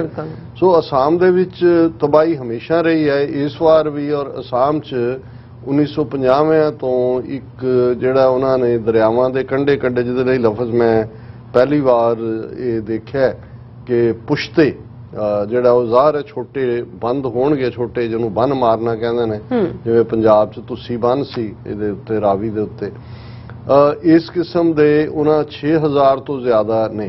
ਔਰ ਕਿਉਂਕਿ ਅਸਾਮ ਦੇ ਵਿੱਚ ਮੁਸਲਮਾਨਾਂ ਦੀ ਆਬਾਦੀ ਲਗਭਗ 40% ਦੇ ਨੇੜੇ ਤੇੜੇ ਹੈ। ਹੁਣ ਤਾਂ ਪਤਾ ਨਹੀਂ ਕਿੰਨੀ ਘਟਾ ਦਿੱਤੀ ਹੈ, ਕਿਉਂਕਿ ਸੀਏ ਦੇ ਥੱਲੇ ਜਦੋਂ ਇਹਨਾਂ ਨੇ ਰਜਿਸਟ੍ਰੇਸ਼ਨ ਅਸਾਮ ਦੇ ਵਿੱਚ ਸੁਪਰੀਮ ਕੋਰਟ ਦੇ ਆਰਡਰ ਥੱਲੇ ਸੀਏ ਤੋਂ ਪਹਿਲਾਂ ਹੀ ਸ਼ੁਰੂ ਕਰ ਦਿੱਤੀ, ਤਾਂ ਲਗਭਗ 2 ਮਿਲੀਅਨ ਜਿਹੜੇ ਅਸਾਮ ਦੇ ਮੁਸਲਮਾਨਾਂ ਨੂੰ, ਜਿਹੜੇ ਸਦੀਆਂ ਤੋਂ ਉੱਥੇ ਰਹਿ ਰਹੇ ਨੇ, ਐਟਲੀਸਟ ਦਹਾਕਿਆਂ ਤੋਂ, 60 70 ਸਾਲ ਤੋਂ, ਉਹਨਾਂ ਨੂੰ ਉਹਨਾਂ ਨੇ ਕਿਹਾ ਕਿ ਜੀ ਤੁਸੀਂ ਤਾਂ ਬੰਗਲਾਦੇਸ਼ੀ ਹੋ, ਤੁਸੀਂ ਭਾਰਤੀ ਸ਼ਹਿਰੀ ਨਹੀਂ ਹੋ। ਔਰ ਹੁਣ ਜਿਵੇਂ ਅਮਿਤ ਸ਼ਾਹ ਨੇ ਐਲਾਨ ਕੀਤਾ ਕਿ CA to be implemented after ਕੋਵਿਡ-19 booster vaccine programme is completed, ਕਿ ਅਸੀਂ, ਕਿਉਂਕਿ ਫਿਰ ਉਹਦੇ ਥੱਲੇ ਉਹਨਾਂ ਨੇ ਸਿਟੀਜ਼ਨਸ਼ਿਪ ਅਮੈਂਡਮੈਂਟ ਐਕਟ ਪਾਸ ਕੀਤਾ ਔਰ ਉਹ ਜਿਹੜੇ 2 ਮਿਲੀਅਨ ਨੇ ਅਸਾਮ 'ਚ ਬੜੀਆਂ ਜੇਲ੍ਹਾਂ ਬਣਾਈਆਂ ਜਾ ਰਹੀਆਂ ਨੇ ਜਿਨ੍ਹਾਂ 'ਚ ਉਹਨਾਂ ਨੂੰ ਰੱਖਿਆ ਜਾਣਾ, ਜਿਨ੍ਹਾਂ ਨੂੰ ਇਹਨਾਂ ਨੇ ਜਿਹੜਾ ਉਹ ਗੈਰ ਇੰਡੀਅਨ ਕਿਹਾ ਔਰ ਸੀਏ ਦੇ ਥੱਲੇ ਉਸ ਨੂੰ ਇੰਪਲੀਮੈਂਟ ਕਰਨਗੇ। ਔਰ ਇਸ ਸਭ ਦੇ ਚੱਲਦਿਆਂ ਜਿਵੇਂ ਉਹਨਾਂ ਨੇ ਬੀਜੇਪੀ ਨੇ ਅਸਾਮ ਦੇ ਵਿੱਚ ਤੋੜ ਭੰਨ ਕਰਕੇ ਕਬੀਲਿਆਂ ਦੀ ਇੱਕ ਦੂਜੇ ਤੋਂ, ਬੀਜੇਪੀ ਦੇ ਕੋਲ ਹੀ ਪਾਵਰ ਹੈ, ਉੱਥੇ ਅਥਾਰਟੀ ਹੈ ਔਰ ਕਰਪਟ ਵੀ ਪੂਰੀ ਹੈ ਸਰਕਾਰ। ਔਰ ਫਲੱਡਸ ਦੇ ਵਿੱਚ ਜਦੋਂ ਹੁਣ ਆਏ ਉਹਨੂੰ ਰੋਕਣ 'ਚ ਨਾਕਾਮ ਹੈ, ਲੋਕਾਂ ਤੱਕ ਤਾਂ ਉਹ ਰਾਹਤ ਨਹੀਂ ਪਹੁੰਚੀ। ਔਰ ਇਹਨਾਂ ਨੇ ਇਹ ਮਿੱਥਿਆ ਹੋਇਆ, ਜਿਵੇਂ ਅਸੀਂ ਕਿਹਾ ਵੀ ਨਾਜ਼ੀਆਂ ਨੇ ਹਰ ਗੱਲ ਦੇ ਲਈ ਯਹੂਦੀਆਂ ਨੂੰ, ਜਿਪਸੀਆਂ ਨੂੰ ਜਰਮਨ ਦੇ ਵਿੱਚ ਦੋਸ਼ੀ ਬਣਾਇਆ ਸੀ। ਜੇ ਆਰਥਿਕਤਾ ਮਾੜੀ ਹੈ ਇਹ ਉਹਨਾਂ ਨੇ ਲਿਆਂਦੀ, ਜੇ ਕੋਈ ਹੋਰ ਹੋਈ ਹੈ ਕਮਜ਼ੋਰੀ ਹੈ ਇਹਨਾਂ ਕਰਕੇ ਹੀ ਹੈ। ਸੋ ਮੁਸਲਮਾਨਾਂ ਦੇ ਉੱਤੇ ਬਲੇਮ ਗੇਮ, ਅਪੀਜ਼ਮੈਂਟ ਦਾ ਤੋਂ ਸ਼ੁਰੂ ਕੀਤੀ ਇਹਨਾਂ ਨੇ, ਬੀਜੇਪੀ ਨੇ, ਆਰਐਸਐਸ ਨੇ, ਤੁਸ਼ਟੀਕਰਨ, ਕਿ ਕਾਂਗਰਸ ਜਿਹੜੀ ਹੈ ਨਹਿਰੂ ਤੋਂ ਲੈ ਕੇ ਹੁਣ ਤੱਕ ਮੁਸਲਮਾਨਾਂ ਦਾ ਤੁਸ਼ਟੀਕਰਨ ਕਰਦੀ ਹੈ, ਇਹਨਾਂ ਨੂੰ ਪੈਂਪਰਿੰਗ ਕਰਦੀ ਹੈ, ਇਹਨਾਂ ਨੂੰ ਖਾਮਖਾ ਜਿਹੜਾ ਅਪੀਜ਼ਮੈਂਟ ਕਰਦੀ। ਤੇ ਜਦੋਂ ਇਹਨਾਂ ਦੇ ਹੱਥ 'ਚ 2014 'ਚ ਸਿੱਧੀ ਪਾਵਰ ਆਈ, ਫਿਰ ਜਿਹੜੇ ਇਹਨਾਂ ਨੇ ਮੁਸਲਮਾਨਾਂ ਦੇ ਨਾਂ ਜੋੜ ਕੇ ਜਿਹਾਦ, ਕਿਉਂਕਿ ਜਿਹਾਦ ਲਫ਼ਜ਼ ਜ਼ਾਹਰ ਹੈ ਸੱਚ ਲਈ ਖਲੋਣ ਦੀ ਗੱਲ ਹੁੰਦੀ ਹੈ ਔਰ ਇਹ ਲਫ਼ਜ਼ 1979 'ਚ ਇਸਤੇਮਾਲ 'ਚ ਆਇਆ ਜਦੋਂ ਕਿ ਸੋਵੀਅਤ ਯੂਨੀਅਨ ਨੇ ਅਫਗਾਨਿਸਤਾਨ ਨੂੰ ਆਕੂਪਾਈ ਕੀਤਾ। ਔਰ ਇਹਨਾਂ ਨੂੰ ਲੱਗਾ ਕਿ ਵੀ ਜੇ ਹੁਣ ਮੁਸਲਮਾਨਾਂ ਨੂੰ ਬਦਨਾਮ ਕਰਨਾ ਹੈ, ਟਾਰਗੇਟ ਕਰਨਾ ਹੈ, ਤੇ ਹਰ ਚੀਜ਼ ਜਿਹੜੀ ਹੈ ਉਹ ਇੱਕ ਪਲੈਨਡ ਢੰਗ ਨਾਲ ਹੋ ਰਹੀ ਹੈ ਜੇ ਵਿਆਹਾਂ ਦਾ ਗੱਲ ਉਹਨਾਂ ਨੇ ਕਿਹਾ ਜੀ ਲਵ ਜਿਹਾਦ, ਕਿ ਇਹ ਜਿਹੜੇ ਨੇ ਲਵ ਜਿਹਾਦ ਕਰ ਰਹੇ ਨੇ, ਇਹ ਇਹਨਾਂ ਦੀ ਜੰਗ ਦਾ ਹਿੱਸਾ ਹੈ ਕਿ ਭਾਈ ਗੈਰ ਮੁਸਲਮਾਨ ਕੁੜੀਆਂ ਨੂੰ ਫਸਾਓ, ਉਹਨਾਂ ਨੂੰ ਜਿਹੜਾ ਹੈ ਉਹ ਮੁਸਲਮਾਨ ਬਣਾਓ, ਔਰ ਇਹ ਲਵ ਜਿਹਾਦ ਹੈ। ਫਿਰ ਇੱਥੇ ਹੀ ਨਹੀਂ, ਬਾਕੀ ਤਾਂ ਇਹਨਾਂ ਨੇ ਗਊ ਮਾਸ ਤੇ ਦੂਜੇ ਤੀਜੇ ਨੂੰ ਲੈ ਕੇ ਉਹਨਾਂ ਨੂੰ ਟਾਰਗੇਟ ਕੀਤਾ ਹੀ ਕੀਤਾ ਹੈ। ਜਦੋਂ ਕਰੋਨਾ ਦੀ ਸ਼ੁਰੂਆਤ ਹੁੰਦੀ ਹੈ ਔਰ ਉਸ ਪੀਰੀਅਡ 'ਚ ਇੱਕ ਤਬਲੀਗੀ ਜਮਾਤ ਦਾ ਦਿੱਲੀ ਦੇ ਵਿੱਚ ਵੱਡਾ ਸਮਾਗਮ ਹੋ ਰਿਹਾ ਸੀ, ਜਿਹਦੇ 'ਚ 16-17 ਇਸਲਾਮਿਕ ਮੁਲਕਾਂ ਦੇ ਨੁਮਾਇੰਦੇ ਜਿਹੜੇ ਉਹ ਆਏ ਹੋਏ ਸੀ, ਔਰ ਬੜੀ ਚਲਾਕੀ ਦੇ ਨਾਲ ਇਹਨਾਂ ਨੇ, ਕਿਉਂਕਿ ਉਸੇ ਪੀਰੀਅਡ 'ਚ ਕੋਵਿਡ ਫੈਲਿਆ, ਔਰ ਇਹਨਾਂ ਨੇ ਉਸ ਨੂੰ ਕੋਵਿਡ ਜਿਹਾਦ ਦਾ ਨਾਂ ਦਿੱਤਾ ਕਿ ਇਹ ਮੁਸਲਮਾਨਾਂ ਵੱਲੋਂ ਜਾਣ ਬੁੱਝ ਕੇ ਇਹ ਕੀਤਾ ਗਿਆ ਤਾਂ ਕਿ ਕੋਵਿਡ ਜਿਹਾਦ ਦੇ ਨਾਲ ਹਿੰਦੂਆਂ ਨੂੰ ਮਾਰਿਆ ਜਾ ਸਕੇ।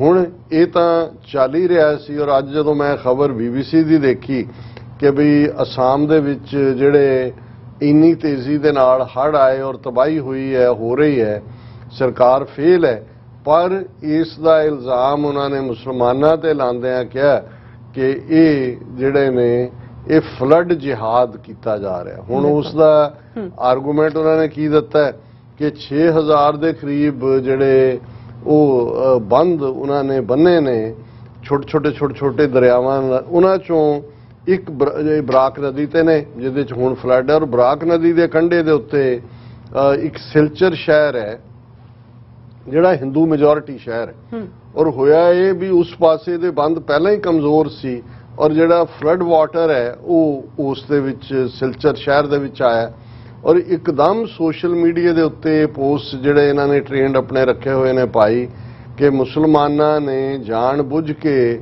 ਕਿਉਂਕਿ ਉਸੇ ਹੀ ਦਰਿਆ ਦੇ ਦੂਸਰੇ ਪਾਸੇ ਜਿੱਥੋਂ ਬੰਦ ਟੁੱਟੇ ਨੇ ਮੁਸਲਮਾਨ ਆਬਾਦੀਆਂ ਸੀ, ਕਿ ਜੀ ਇਹਨਾਂ ਨੇ ਜਾਣ ਬੁੱਝ ਕੇ ਇਹਨਾਂ ਨੂੰ ਤੋੜ ਕੇ ਇਹ ਜਿਹੜਾ ਫਲੱਡ ਜਿਹਾਦ ਸ਼ੁਰੂ ਕੀਤਾ। ਸੋ ਗੱਲ ਕੱਲੀ ਇਹ ਸੋਸ਼ਲ ਮੀਡੀਆ ਤੱਕ ਨਹੀਂ ਰਹੀ, ਹੋਇਆ ਇਹ, ਔਰ ਇਸ ਦੇ ਉੱਤੇ ਜਿਹੜਾ ਉਹ ਪੂਰੀ ਸਟੋਰੀ ਹੈ BBC ਦੀ ਕਿ ਕਿਵੇਂ ਉਹਨਾਂ ਨੇ ਫਿਰ 4 ਜਿਹੜੇ ਮੁਸਲਮਾਨ ਨੇ ਉਹ ਗ੍ਰਿਫਤਾਰ ਕੀਤੇ ਕਿ ਜੀ ਤੁਸੀਂ ਫਲੱਡ ਜਿਹਾਦ ਕਰ ਰਹੇ ਹੋ, ਤੁਸੀਂ ਇਸ ਨੂੰ ਤੋੜਿਆ। ਔਰ ਜਿਹੜਾ ਉਹਨਾਂ ਚੋਂ ਇੱਕ ਹੈ ਉਹ BBC ਨੂੰ ਇੰਟਰਵਿਊ 'ਚ ਕਹਿ ਰਿਹਾ ਵੀ ਮੇਰੇ ਘਰ 3 ਜੁਲਾਈ ਦੀ ਨਾਜ਼ਰ ਹੁਸੈਨ ਕਿ ਸਵੇਰੇ ਪੁਲਿਸ ਦੀ ਦਸਤਖਤ ਦਿੱਤੀ ਤੇ ਮੈਂ ਹੈਰਾਨ ਰਹਿ ਗਿਆ ਕਿ ਵੀ ਮੈਂ ਤਾਂ ਇਹ, ਔਰ ਉਹਨੇ ਕਿਹਾ ਜੀ ਮੈਂ 16 ਸਾਲ ਸਰਕਾਰ ਲਈ ਕੰਮ ਕੀਤਾ, ਉਹਦੇ ਲਈ ਪੁਸ਼ਤਾ ਲਫ਼ਜ਼ ਕਹਿੰਦੇ ਨੇ ਬੰਦ ਲਈ, ਕਿ ਮੈਂ ਸੈਂਕੜਿਆਂ ਪੁਸ਼ਤੇ ਬਣਾਏ ਨੇ, ਮੈਂ ਇਹਨਾਂ ਨੂੰ ਕਿਉਂ ਨੁਕਸਾਨ ਪਹੁੰਚਾਵਾਂਗਾ। ਪਰ ਮੈਨੂੰ ਉਹਨਾਂ ਨੇ ਕਿਹਾ ਵੀ ਤੁਸੀਂ ਨਾਲ ਚੱਲੋ, ਔਰ ਮੈਂ 20 ਦਿਨ ਪੁਲਿਸ ਅਰੈਸਟ ਦੇ ਵਿੱਚ ਗੁਜ਼ਾਰੇ ਨੇ, ਔਰ ਸੋਸ਼ਲ ਮੀਡੀਆ ਦੇ ਉੱਤੇ ਲਗਾਤਾਰਤਾ ਨਾਲ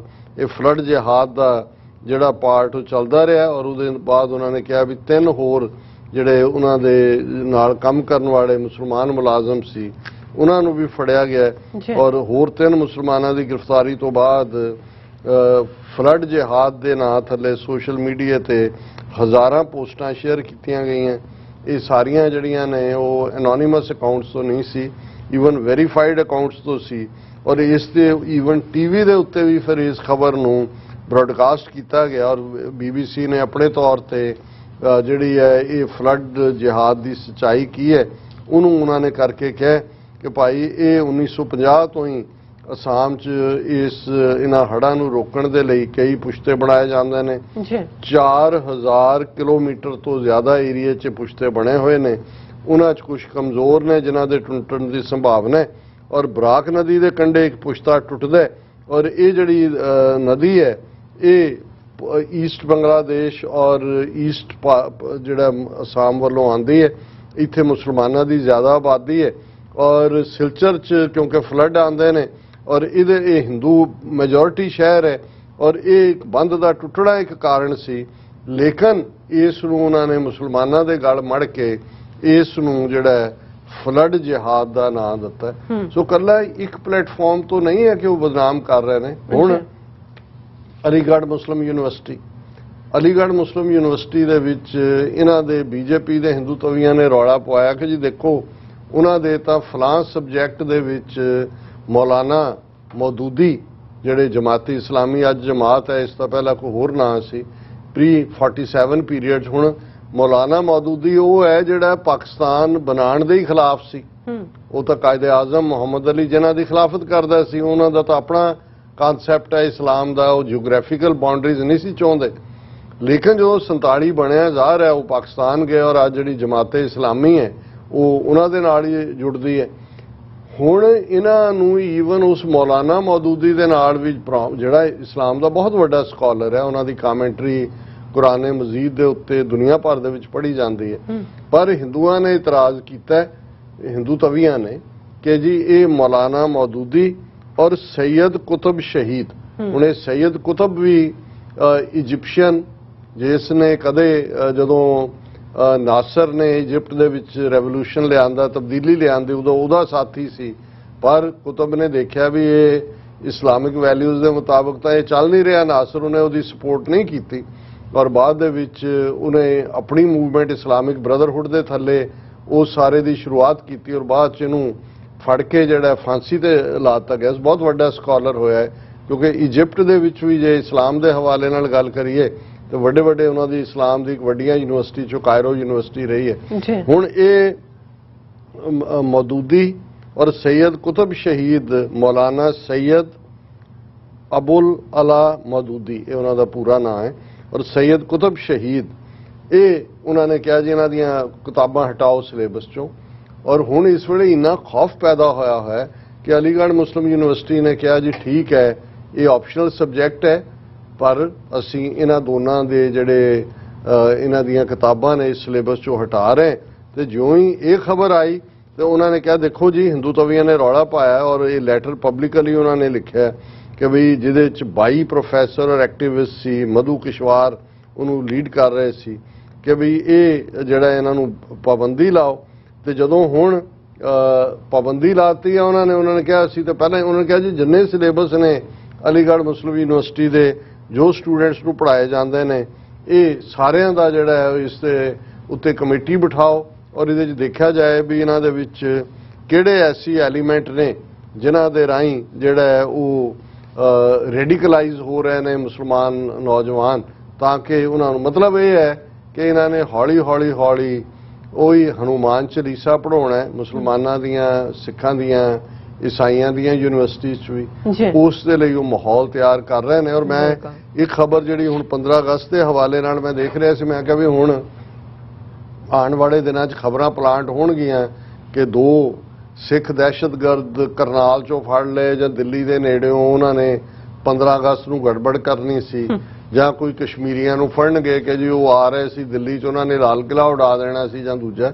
ਪਰ ਮੇਰੀ ਹੈਰਾਨੀ ਦੀ ਹੱਦ ਨਹੀਂ ਰਹੀ ਕਿ ਤਮਿਲਨਾਡੂ ਵਰਗਾ ਸੂਬਾ ਜਿੱਥੇ ਹਕੂਮਤ ਵੀ DMK ਦੀ ਹੈ, ਜਿਹੜਾ ਸਟਾਲਿਨ ਹੈ ਉੱਥੇ ਚੀਫ ਮਿਨਿਸਟਰ ਹੈ, ਔਰ ਇਹ ਖਬਰ ਤਮਿਲਨਾਡੂ ਦੇ ਹਵਾਲੇ ਨਾਲ ਲੱਗੀ ਹੈ, centre warns of IS module targeting vital installations, Tamil DGP says suspicious accounts on social media platforms are being monitored। ਹੁਣ ਕਿਉਂਕਿ ਸੈਂਟਰ ਨੇ NSA ਔਰ ਦੂਜੇ, ਕਿਉਂਕਿ BJP ਔਰ RSS ਹੁਣ ਉਹਨਾਂ ਪਾਸਿਆਂ ਦੇ ਉੱਤੇ ਵੀ ਆਪਣਾ ਜਿਹੜਾ ਉਹ ਕੰਟਰੋਲ ਕਰਨਾ ਚਾਹੁੰਦੀ ਹੈ ਜਿੱਥੇ ਉਹਨਾਂ ਦੀ ਹੁਣ ਤੱਕ ਪੇਸ਼ ਨਹੀਂ ਗਈ। ਉਹਨਾਂ 'ਚ ਤਮਿਲਨਾਡੂ ਹੈ, ਉਹਦੇ 'ਚ ਵੈਸਟ ਬੰਗਾਲ ਹੈ, ਉਹਦੇ 'ਚ ਕੇਰਲ ਹੈ, ਕਿਉਂਕਿ ਕਰਨਾਟਕਾ 'ਚ ਸਾਊਥ ਦੀ ਸਟੇਟ ਤੇ ਉਹਨਾਂ ਨੇ ਆਪਣਾ ਕਬਜ਼ਾ ਬਣਾਇਆ ਹੋਇਆ, ਆਂਧਰਾ 'ਚ ਵੀ ਹੈ, ਤਮਿਲਨਾਡੂ, ਕੇਰਲਾ ਔਰ ਵੈਸਟ ਬੰਗਾਲ। ਹੁਣ ਵੈਸਟ ਬੰਗਾਲ 'ਚ ਉਹਨਾਂ ਨੇ ਉਹਦੇ ਮਮਤਾ ਬੈਨਰਜੀ ਦੇ ਇੱਕ ਮਿਨਿਸਟਰ ਨੂੰ ਕਾਬੂ ਕਰਕੇ ਕਰੋੜਾਂ ਰੁਪਏ ਬਰਾਮਦ ਕਰਕੇ ਉਹਨੂੰ ਔਨ ਦਾ ਡਿਫੈਂਸਿਵ ਕਰ ਦਿੱਤਾ।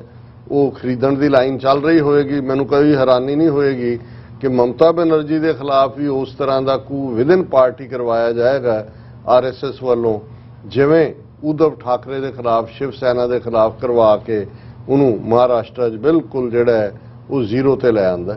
ਲੇਕਿਨ ਤਮਿਲਨਾਡੂ 'ਚ ਜਿੱਥੇ ਕਿ ਕਲਚਰਲੀ ਉਹ ਹਿੰਦੂ ਤਵੀ ਸੋਚ ਦੇ ਮੁਖਾਲਫ ਨੇ, ਇਸ ਕਿਸਮ ਦਾ ਉਹਨਾਂ ਦਾ DGP ਬਰੀਫ, ਕਿਉਂਕਿ ਵਾਰਨਿੰਗ ਇਹ ਦਿੱਲੀ ਤੋਂ ਭੇਜਦੇ ਨੇ ਤੇ ਜੇ ਸਟੇਟ ਸਰਕਾਰਾਂ ਨਾ ਕਰਨ ਤੇ ਏਜੰਟ ਇਹਨਾਂ ਨੇ ਆਪਣੇ ਰੱਖੇ ਹੋਏ ਨੇ, ਕੋਈ ਨਾ ਕੋਈ ਕਾਰਾ ਕਰਵਾ ਦੇਣਗੇ, ਫਿਰ ਕਹਿਣਗੇ ਜੀ ਕਿ ਦੇਖੋ ਇਹਨਾਂ ਨੇ ਜਿਹੜਾ ਸਾਡੀ ਵਾਰਨਿੰਗ ਦੀ ਪਰਵਾਹ ਨਹੀਂ ਕੀਤੀ। ਔਰ ਹੁਣ ਯੂਨੀਅਨ ਗਵਰਨਮੈਂਟ ਨੇ, the union government has alerted all states to step up vigil at vulnerable locations and conduct combing operations on possible hideouts of terror suspects। ਕਿ ਜੀ ਇਹ ਸਾਰਿਆਂ ਦੇ ਉੱਤੇ ਛਾਪੇ ਮਾਰੋ ਜਿਹੜੇ ਕਿ ਦਹਿਸ਼ਤਗਰਦੀ ਕਰ ਸਕਦੇ ਨੇ। उन्होंने ये कहा the alert follows specific inputs that IS handlers abroad had developed applications to recruit and train youths to execute a terror plot targeting vital installations, religious leaders, places of high footfall, etc. Already warning कि जी वो sensitive targets ਤੇ ਹਮਲੇ ਕਰ ਸਕਦੇ ਨੇ, ਧਾਰਮਿਕ gatherings ਤੇ ਕਰ ਸਕਦੇ ਨੇ, ਕੋਈ ਵੀ ਹਾਈ ਪੋਲੀਟੀਕਲ ਅਸੈਸੀਨੇਸ਼ਨ ਕਰ ਸਕਦੇ ਨੇ। ਔਰ ਉਹਨਾਂ ਨੇ ਕਿਹਾ ਜੀ central and state intelligence agencies are conducting joint raids, already raid ਹੋ ਰਹੇ ਨੇ at dozens of locations in different states and detaining youth who are in touch with IS operatives on social media. ਹੁਣ ਜਿਹਦੇ ਮਰਜ਼ੀ ਇਹਨਾਂ ਦੇ ਕੋਲ ਜਿਸ ਕਿਸਮ ਦਾ ਪੈਗਾਸਸ ਵਰਗਾ ਸਪਾਈਂਗ ਸਿਸਟਮ ਹੈ, ਮਾਲਵੇ ਹੈ, ਉਹ ਤੁਸੀਂ ਉਹਦੇ 'ਚ ਪਾ ਦਿਓ, ਉਸੇ ਹੀ ਘਰ 'ਚ ਜਾ ਕੇ ਰੇਡ ਕਰੋ ਕਿ ਜੀ ਤੁਹਾਡੇ ਕੰਪਿਊਟਰ ਦੇ ਵਿੱਚ ਤਾਂ ਦੱਸ ਰਿਹਾ ਵੀ ਤੁਸੀਂ IS ਦੇ ਨਾਲ ਰਾਬਤਾ ਕਰ ਰਹੇ ਹੋ ਔਰ ਤੁਸੀਂ ਜਿਹਾਦੀ ਆਈਡੀਓਲੋਜੀ ਨੂੰ ਪਰਨਾਏ ਹੋਏ ਹੋ। ਔਰ ਇਹ ਸਾਰੀ ਬਰੀਫਿੰਗ ਤਾਮਿਲਨਾਡੂ ਦਾ ਡਾਇਰੈਕਟਰ ਜਨਰਲ ਪੁਲਿਸ ਸੀ ਸਿਲੇਂਦਰਾ ਬਾਬੂ ਕਹਿ ਰਿਹਾ ਕਿ ਵੀ ਸਟੇਟ ਇੰਟੈਲੀਜੈਂਸ ਏਜੰਸੀ ਵਰ keeping A close watch on suspicious accounts in social media platforms. ਔਰ ਤਾਮਿਲਨਾਡੂ 'ਚ ਉਹਨਾਂ ਨੇ ਆਲਰੇਡੀ ਅਰੈਸਟ ਵੀ ਕਰ ਲਈ ਹੈ। ਮੀਰ ਹਿਦਾਇਤ ਅਲੀ 21 ਸਾਲਾਂ ਦਾ ਅੰਬਰ ਤ੍ਰਿਪੁੱਤਰ ਡਿਸਟ੍ਰਿਕਟ ਤੋਂ ਅਰੈਸਟ ਕੀਤਾ ਹੈ। ਉਹਨਾਂ ਨੇ ਕਿਹਾ ਜੀ ਉਹਨੂੰ IS ਨੇ ਰਿਕਰੂਟ ਕਰ ਲਿਆ ਸੀ ਔਰ ਉਹਦੇ ਤੇ UAPA ਲਾ ਦਿੱਤਾ ਗਿਆ। ਇਸੇ ਤਰ੍ਹਾਂ ਕੁਝ ਹੋਰ ਨਾਮ ਵੀ ਨੇ। ਸੋ ਮੈਨੂੰ ਇਹ ਲੱਗਦਾ ਹੈ ਕਿ ਬਈ ਹੁਣ ਇਹ ਜਿਹੜਾ ਹਿੰਦੂਤਵੀ ਦਹਿਸ਼ਤਗਰਦੀ ਹੈ ਇਹ ਸਿਰਫ ਨਾਰਥ ਤੱਕ ਮਹਿਦੂਦ ਜਾਂ ਸਾਊਥ ਦੀ ਕਰਨਾਟਕਾ ਤੱਕ ਨਹੀਂ ਹੈ, ਤਾਮਿਲਨਾਡੂ 'ਚ ਵੀ ਔਰ ਅਸਾਮ ਦੇ ਵਿੱਚ ਉਸ ਨੂੰ ਜਿਹੜਾ ਉਹ ਫਲੱਡ ਜਿਹਾਦ ਦੇ ਨਾਲ ਜੋੜ ਕੇ ਇਹਦਾ ਮਤਲਬ ਇਹ ਹੈ ਕਿ ਸਾਰੇ ਦਾ ਸਾਰਾ ਮੁਲਕ ਆਉਣ ਵਾਲੇ ਪੀਰੀਅਡ 'ਚ ਇਹਨਾਂ ਨੇ ਮੁਸਲਮਾਨਾਂ, ਈਸਾਈਆਂ, ਸਿੱਖਾਂ ਨਾਲ ਉਹੀ ਕੁਝ ਕਰਨਾ ਹੈ ਜੋ ਸਪੈਨਿਸ਼ ਇਨਕੁਇਜ਼ੀਸ਼ਨ ਦੇ ਵੇਲੇ 1492 ਦੇ ਵਿੱਚ ਕੀਤਾ ਗਿਆ ਸੀ। ਜੀ ਡਾਕਟਰ ਸਾਹਿਬ ਤੁਹਾਡਾ ਬਹੁਤ ਬਹੁਤ ਸ਼ੁਕਰੀਆ। ਇਸ ਵਕਤ ਲੈਣੇ ਬ੍ਰੇਕ। ਵਿਊਅਰਸ ਤੁਸੀਂ ਨਾਲ ਇਸੇ ਤਰ੍ਹਾਂ ਬਣੇ ਰਹਿਣਾ, ਮਿਲਦੇ ਹਾਂ after this short break.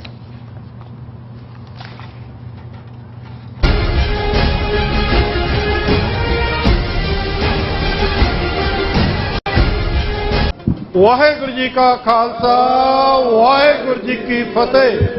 ਸਮੁੱਚੀਆਂ north East cost ਦੀਆਂ ਸਿੱਖ ਸੰਗਤਾਂ ਅੱਗੇ ਬੇਨਤੀ ਕੀਤੀ ਜਾਂਦੀ ਆ, ਅੱਜ Gurdwara Sahib Sikh culture society Richmond Hill New York ਤੋਂ ਕਿ ਆਉਣ ਵਾਲੀ 13 ਅਗਸਤ ਨੂੰ ਸਵੇਰੇ 11 ਵਜੇ ਤੋਂ ਲੈ ਕੇ 2 ਵਜੇ ਤੱਕ ਯੂਨਾਈਟਿਡ ਨੇਸ਼ਨ ਨਿਊਯਾਰਕ ਜਿਹੜਾ ਸਥਿਤ UNO ਹੈੱਡਕੁਆਰਟਰ ਦੇ ਅੱਗੇ ਸਮੂਹ ਬੰਦੀ ਸਿੰਘਾਂ ਦੇ ਹੱਕ ਦੇ ਵਿੱਚ ਅਸੀਂ ਰਲ ਕੇ ਸਮੂਹ ਗੁਰਦੁਆਰਾ ਪ੍ਰਬੰਧਕ ਕਮੇਟੀਆਂ, ਸਿੱਖ ਜਥੇਬੰਦੀਆਂ, ਸਿੱਖ ਸੰਗਤਾਂ ਰਲ ਕੇ ਪ੍ਰੋਟੈਸਟ ਕਰਨਗੀਆਂ ਕਿਉਂਕਿ ਸਾਡੀ ਕੌਮ ਦੇ ਹੀਰੋ ਰੋਲ ਮਾਡਲ ਮਾਵਾਂ ਦੇ ਪੁੱਤ 25-25, 26-26 ਸਾਲਾਂ ਦੀ ਜੋ ਕੈਦ ਕਾਲ ਕੋਠਰੀਆਂ ਭਾਰਤ ਦੀਆਂ ਅਲੱਗ-ਅਲੱਗ ਸਟੇਟਾਂ ਦੇ ਵਿੱਚ ਉਹ ਗੁਜ਼ਾਰ ਚੁੱਕੇ ਹਨ।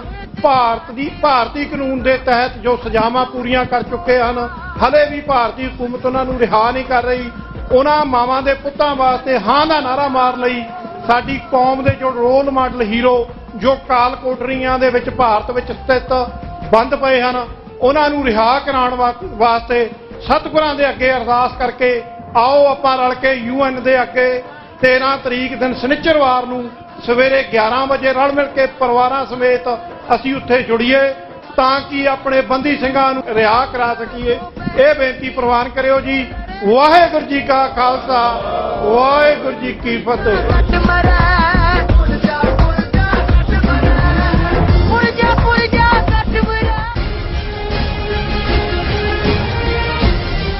Viewers welcome back to programme. So viewers ਗੱਲਬਾਤ ਕਰਨ ਜਾ ਰਹੇ ਹਾਂ ਕਿ ਪਿਛਲੇ ਦਿਨ ਇੱਕ ਆਦੀਵਾਸੀ ਔਰਤ ਦ੍ਰੋਪਦੀ ਮੁਰਮੂ ਨੂੰ ਭਾਰਤ ਦਾ ਰਾਸ਼ਟਰਪਤੀ ਬਣਾਇਆ ਗਿਆ ਹੈ। ਹਿੰਦੂਤਵੀਆਂ ਵੱਲੋਂ ਪ੍ਰਚਾਰ ਕੀਤਾ ਜਾ ਰਿਹਾ ਹੈ ਕਿ ਇਹ ਆਦੀਵਾਸੀਆਂ ਨੂੰ ਦਿੱਤਾ ਗਿਆ ਮਾਣ ਹੈ। ਸੋ ਯਾਦ ਰਹੇ ਭਾਰਤ ਵਿੱਚ 8% ਆਬਾਦੀ ਆਦੀਵਾਸੀਆਂ ਦੀ ਹੈ।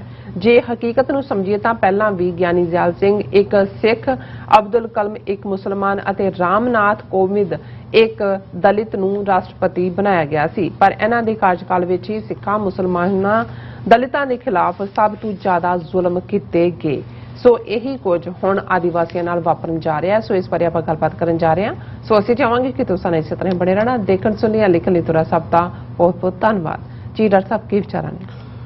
ਦੇਖੋ ਇਹ ਹਮੇਸ਼ਾ ਹੀ ਜਿਹੜੇ ਜ਼ਾਲਮ ਰਜੀਮ ਹੁੰਦੇ ਨੇ ਉਹਨਾਂ ਦੀ ਨੀਤੀ ਦਾ ਹਿੱਸਾ ਹੁੰਦਾ ਹੈ ਕਿ ਜਿਨ੍ਹਾਂ ਦੇ ਉੱਤੇ ਉਹਨਾਂ ਨੇ ਜ਼ੁਲਮ ਕਰਨਾ ਹੈ, ਆਪਣੀ ਜਿਹੜੀ ਹੈ ਧੌਂਸ ਜਮਾਣੀ ਹੈ, ਆਪਣੀ ਸੋਵਰਨਿਟੀ ਬਣਾਉਣੀ ਹੈ, ਉਸ ਕਿਸਮ ਉਹਨਾਂ ਲੋਕਾਂ ਚੋਂ ਹੀ, ਉਹਨਾਂ ਨਸਲਾਂ ਚੋਂ ਹੀ, ਉਸ ਕਿਸਮ ਦੀਆਂ ਸ਼ਕਲਾਂ ਵਾਲਿਆਂ ਨੂੰ ਹੀ ਅੱਗੇ ਲਾ ਕੇ ਇਹ ਕੰਮ ਕਰਵਾਇਆ ਜਾਏ। ਤਾਕਤ ਉਹਨਾਂ ਦੀ ਹੁੰਦੀ ਹੈ, ਪਰ ਦੱਸਣ ਦੀ ਇਹ ਕੋਸ਼ਿਸ਼ ਕੀਤੀ ਜਾਂਦੀ ਹੈ ਕਿ ਦੇਖੋ ਜੀ ਅਸੀਂ ਤਾਂ ਕੁਝ ਨਹੀਂ ਕਰ ਰਹੇ, ਇਹ ਤਾਂ ਉਹੀ ਹੈ। ਔਰ ਇਹ ਵਰਤਾਰਾ ਅਸੀਂ ਜੇ ਬ੍ਰਿਟਿਸ਼ ਪੀਰੀਅਡ ਦੇ ਵਿੱਚ ਵੀ ਦੇਖੀਏ ਤੇ ਕਿਸੇ ਵੀ ਗਿਵਨ ਟਾਈਮ ਤੇ ਜਿਹੜੇ ਅੰਗਰੇਜ਼ ਨੇ ਉਹ ਭਾਰਤ ਦੇ ਵਿੱਚ 30,000 ਤੋਂ ਜ਼ਿਆਦਾ ਉਹਨਾਂ ਦੀ ਗਿਣਤੀ ਨਹੀਂ ਸੀ, 33 ਕਰੋੜ ਤੇ ਉਹ ਰੂਲ ਕਰਦੇ ਸੀ। ਕਿਵੇਂ ਉਹਨਾਂ ਨੇ ਲੋਕਾਂ ਦੇ ਵਿੱਚੋਂ ਹੀ ਰਾਏ ਬਹਾਦਰ, ਸਰਦਾਰ ਬਹਾਦਰ, ਖਾਨ ਬਹਾਦਰ ਔਰ ਉਹ ਸਾਰੀ ਕਿਲਿੰਗ ਮਸ਼ੀਨਰੀ ਉਹਨਾਂ ਦੇ ਪੁਲਿਸ ਦੇ ਰੂਪ 'ਚ ਹੋਏ ਜਾਂ ਫੌਜ ਦੇ ਰੂਪ 'ਚ ਹੋਏ ਔਰ ਉਹਨਾਂ ਤੋਂ ਹੀ ਉਹ ਡਰਟੀ ਵਰਕ ਕਰਵਾਉਂਦੇ ਸੀ। ਇਹੀ ਵਰਤਾਰਾ ਅਸੀਂ 47 ਤੋਂ ਬਾਅਦ ਦੇਖਦੇ ਹਾਂ ਕਿ ਜਦੋਂ ਜਵਾਹਰ ਲਾਲ ਨਹਿਰੂ ਦੇ ਰੂਪ ਦੇ ਵਿੱਚ ਪਹਿਲਾ ਪ੍ਰਾਈਮ ਮਿਨਿਸਟਰ ਸਾਹਮਣੇ ਆਉਂਦਾ ਹੈ ਤੇ ਉਹਨਾਂ ਨੇ ਕਿਵੇਂ ਪੰਜਾਬ ਦੇ ਵਿੱਚ 2 ਚੀਫ ਮਿਨਿਸਟਰ ਜਿਹੜੇ ਪਹਿਲੇ ਨੇ, ਹਾਲਾਂ ਉਸ ਵੇਲੇ ਪੰਜਾਬ 'ਚ ਸਿੱਖ ਪਾਪੂਲੇਸ਼ਨ ਜਿਹੜੀ ਹੈ ਉਹ 32-33% ਤੋਂ ਜ਼ਿਆਦਾ ਨਹੀਂ ਸੀ, ਇਸ ਲਈ ਜ਼ਾਹਰ ਹੈ ਕਿ ਵੀ ਮੈਜੋਰਿਟੀ ਜਿਹੜੀ ਹੈ ਉਹ ਹਿੰਦੂ ਮੈਜੋਰਿਟੀ ਸੀ। ਸੋ ਪੰਜਾਬ ਦੇ ਪਹਿਲੇ ਦੋਵੇਂ ਚੀਫ ਮਿਨਿਸਟਰ ਭੀਮ ਸੈਨ ਸੱਚਰ ਔਰ ਗੋਪੀ ਚੰਦ ਭਾਰਗਵ ਉਹ ਜਿਹੜੇ ਨੇ ਆਰੀਆ ਸਮਾਜੀ ਸੀ, ਕੱਟੜ ਆਰੀਆ ਸਮਾਜੀ, ਉਹਨਾਂ ਨੂੰ ਲਿਆਂਦਾ। ਲੇਕਿਨ ਉਹਨੇ ਦੇਖਿਆ ਕਿ ਵੀ ਇਹ ਸਿੱਖ ਦਬਦੇ ਨਹੀਂ ਨੇ ਔਰ ਇਹ ਦੱਬਣਗੇ ਤਾਂ ਹੀ ਕਿ ਇਹਨਾਂ ਦੀ ਸ਼ਕਲੋ ਸੂਰਤ ਵਾਲਾ, ਲੇਕਿਨ ਹੁਕਮ ਜਿਹੜਾ ਮੇਰਾ ਮੰਨੇ ਔਰ ਜਿਹੜਾ ਤਾਕਤ ਦਾ ਭੁੱਖਾ ਹੋਏ ਉਸ ਦੇ ਹੱਥ 'ਚ ਪਾਵਰ ਦਿਓ ਤਾਂ ਕਿ ਉਹ ਇਹਨਾਂ ਨੂੰ ਫਿਰ ਜਿਹੜਾ ਉਹ ਸਬਕ ਸਿਖਾਏਗਾ। ਪ੍ਰਤਾਪ ਸਿੰਘ ਕੈਰੋਂ, ਅੱਜ ਵੀ ਜਦੋਂ ਕਈ ਲੋਕ ਸਿਫਤ ਕਰੋ ਜੀ ਕੈਰੋਂ ਦਾ ਜ਼ਮਾਨਾ ਜੀ ਫਰਾਣਾ, ਕਿ ਵੀ ਸ਼ਰਮ ਕਰੋ, ਜਿਹੜੇ ਇਸ ਕਿਸਮ ਦੇ ਜ਼ੁਲਮਾਂ ਦੀ ਦਾਸਤਾਨ ਹੈ ਪੰਜਾਬ ਦੇ ਵਿੱਚ, ਇਹ ਗੋਪੀ ਚੰਦ ਭਾਰਗਵ ਜਾਂ ਭੀਮ ਸੈਨ ਸੱਚਰ ਪੀਰੀਅਡ ਸ਼ੁਰੂ ਨਹੀਂ ਹੋਈ, ਕੈਰੋਂ ਰਾਹੀਂ ਹੋਈ। ਔਰ ਕਿਵੇਂ ਉਹਨੇ ਬਠਿੰਡਾ ਜੇਲ੍ਹ ਦੇ ਵਿੱਚ ਵੀ ਗੋਲੀ ਚਲਾ ਕੇ ਮਾਰਿਆ, ਪੰਜਾਬੀ ਸੂਬਾ ਜ਼ਿੰਦਾਬਾਦ ਕਹਿਣ ਤੇ ਪਾਬੰਦੀ ਲਾਈ। ਔਰ ਜਿਸ ਕਿਸਮ ਦਾ ਤੁਸੀਂ ਵਰਤਾਰਾ ਜੇ ਗੁੰਡਾ ਰਾਜ ਕਹਿਣਾ ਹੋਏ 90 ਤੱਕ ਪਹੁੰਚਦੇ ਆ ਤਾਂ ਇੱਕ ਡਿਫਰੈਂਟ 80ਵਿਆਂ 'ਚ ਮਾਹੌਲ ਬਦਲ ਜਾਂਦਾ ਹੈ।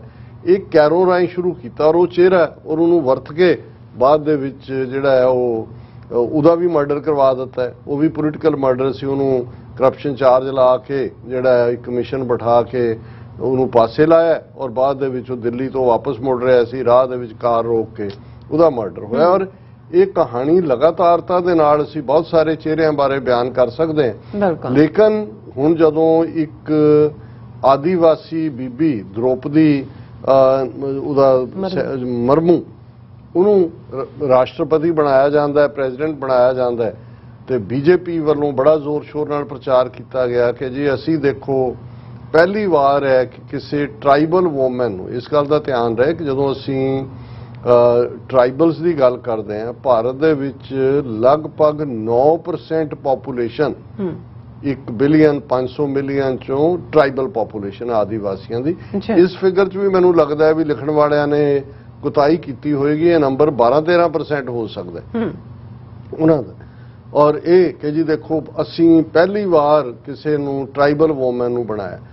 ਹੁਣ ਕਿਉਂਕਿ ਅਸੀਂ ਉਦੋਂ ਵੀ ਜ਼ਿਕਰ ਕੀਤਾ ਸੀ ਪਰ ਅੱਜ ਜਿਵੇਂ ਅਸੀਂ ਇਸ ਨੂੰ ਸਪੈਸੀਫਿਕਲੀ ਡਿਸਕਸ ਕਰਨਾ ਚਾਹੁੰਦੇ ਹਾਂ ਕਿ ਇਹਨੂੰ ਬੜਾ ਪ੍ਰਚਾਰਿਆ ਜਾ ਰਿਹਾ ਹੈ ਟਰਾਈਬਲ ਵੋਟਾਂ ਲੈਣ ਦੇ ਲਈ ਵੀ ਔਰ ਦੱਸਣ ਲਈ ਵੀ ਕਿ ਜੀ ਅਸੀਂ ਕਿਵੇਂ ਸਭ ਦਾ ਵਿਕਾਸ ਕਰਨ ਦੀ ਨਾਂ ਥੱਲੇ ਗੱਲ ਕਰਦੇ ਹਾਂ।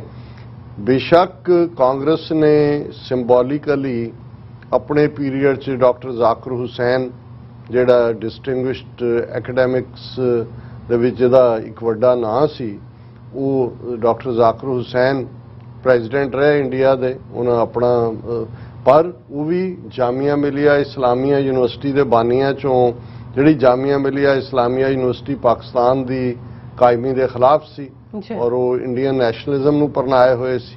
ਗਾਂਧੀ ਨਹਿਰੂ ਉਹ ਸਾਰੇ ਦੇ ਸੀ।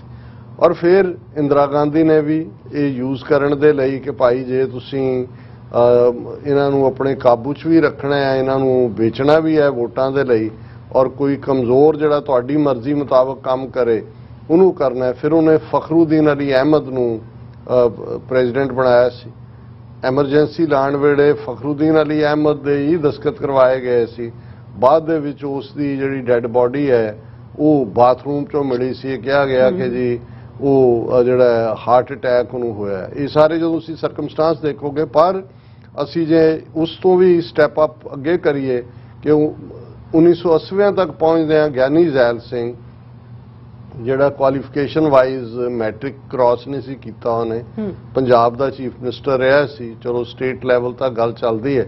ਉਹਨੂੰ ਇੰਦਰਾ ਗਾਂਧੀ 1980 ਦੇ ਪਹੁੰਚਦੇ ਆ ਜਦੋਂ ਦੁਬਾਰਾ ਬਣਦੀ ਹੈ, ਦਿੱਲੀ ਲੈ ਜਾਂਦੀ ਹੈ, ਹੋਮ ਮਿਨਿਸਟਰ ਬਣਾ ਦਿੰਦੀ ਹੈ। ਔਰ 1982 ਦੇ ਵਿੱਚ ਜ਼ੈਲ ਸਿੰਘ ਨੂੰ ਪ੍ਰੈਜ਼ੀਡੈਂਟ ਦੇ ਤੌਰ ਤੇ ਕਾਂਗਰਸ ਨੋਮੀਨੇਟ ਕਰਦੀ ਹੈ। ਔਰ ਜਦੋਂ ਉਹਦੀ ਨੋਮੀਨੇਸ਼ਨ ਹੁੰਦੀ ਹੈ ਕਾਂਗਰਸ ਵਰਕਿੰਗ ਕਮੇਟੀ ਵੱਲੋਂ, ਪਹਿਲੀ ਪ੍ਰੈਸ ਕਾਨਫਰੰਸ ਗਿਆਨੀ ਜ਼ੈਲ ਸਿੰਘ ਉਦੋਂ ਅਜੇ ਉਮੀਦਵਾਰ ਹੈ, ਉਹ ਅਜੇ ਪ੍ਰੈਜ਼ੀਡੈਂਟ ਨਹੀਂ ਬਣਿਆ ਹੈ। ਔਰ ਉਹਨੂੰ ਸਵਾਲ ਪੁੱਛਿਆ ਜਾਂਦਾ ਕਿ ਜੀ ਗਿਆਨੀ जी आप प्रेसिडेंट बन के क्या करेंगे जो पहलों ने नहीं किया।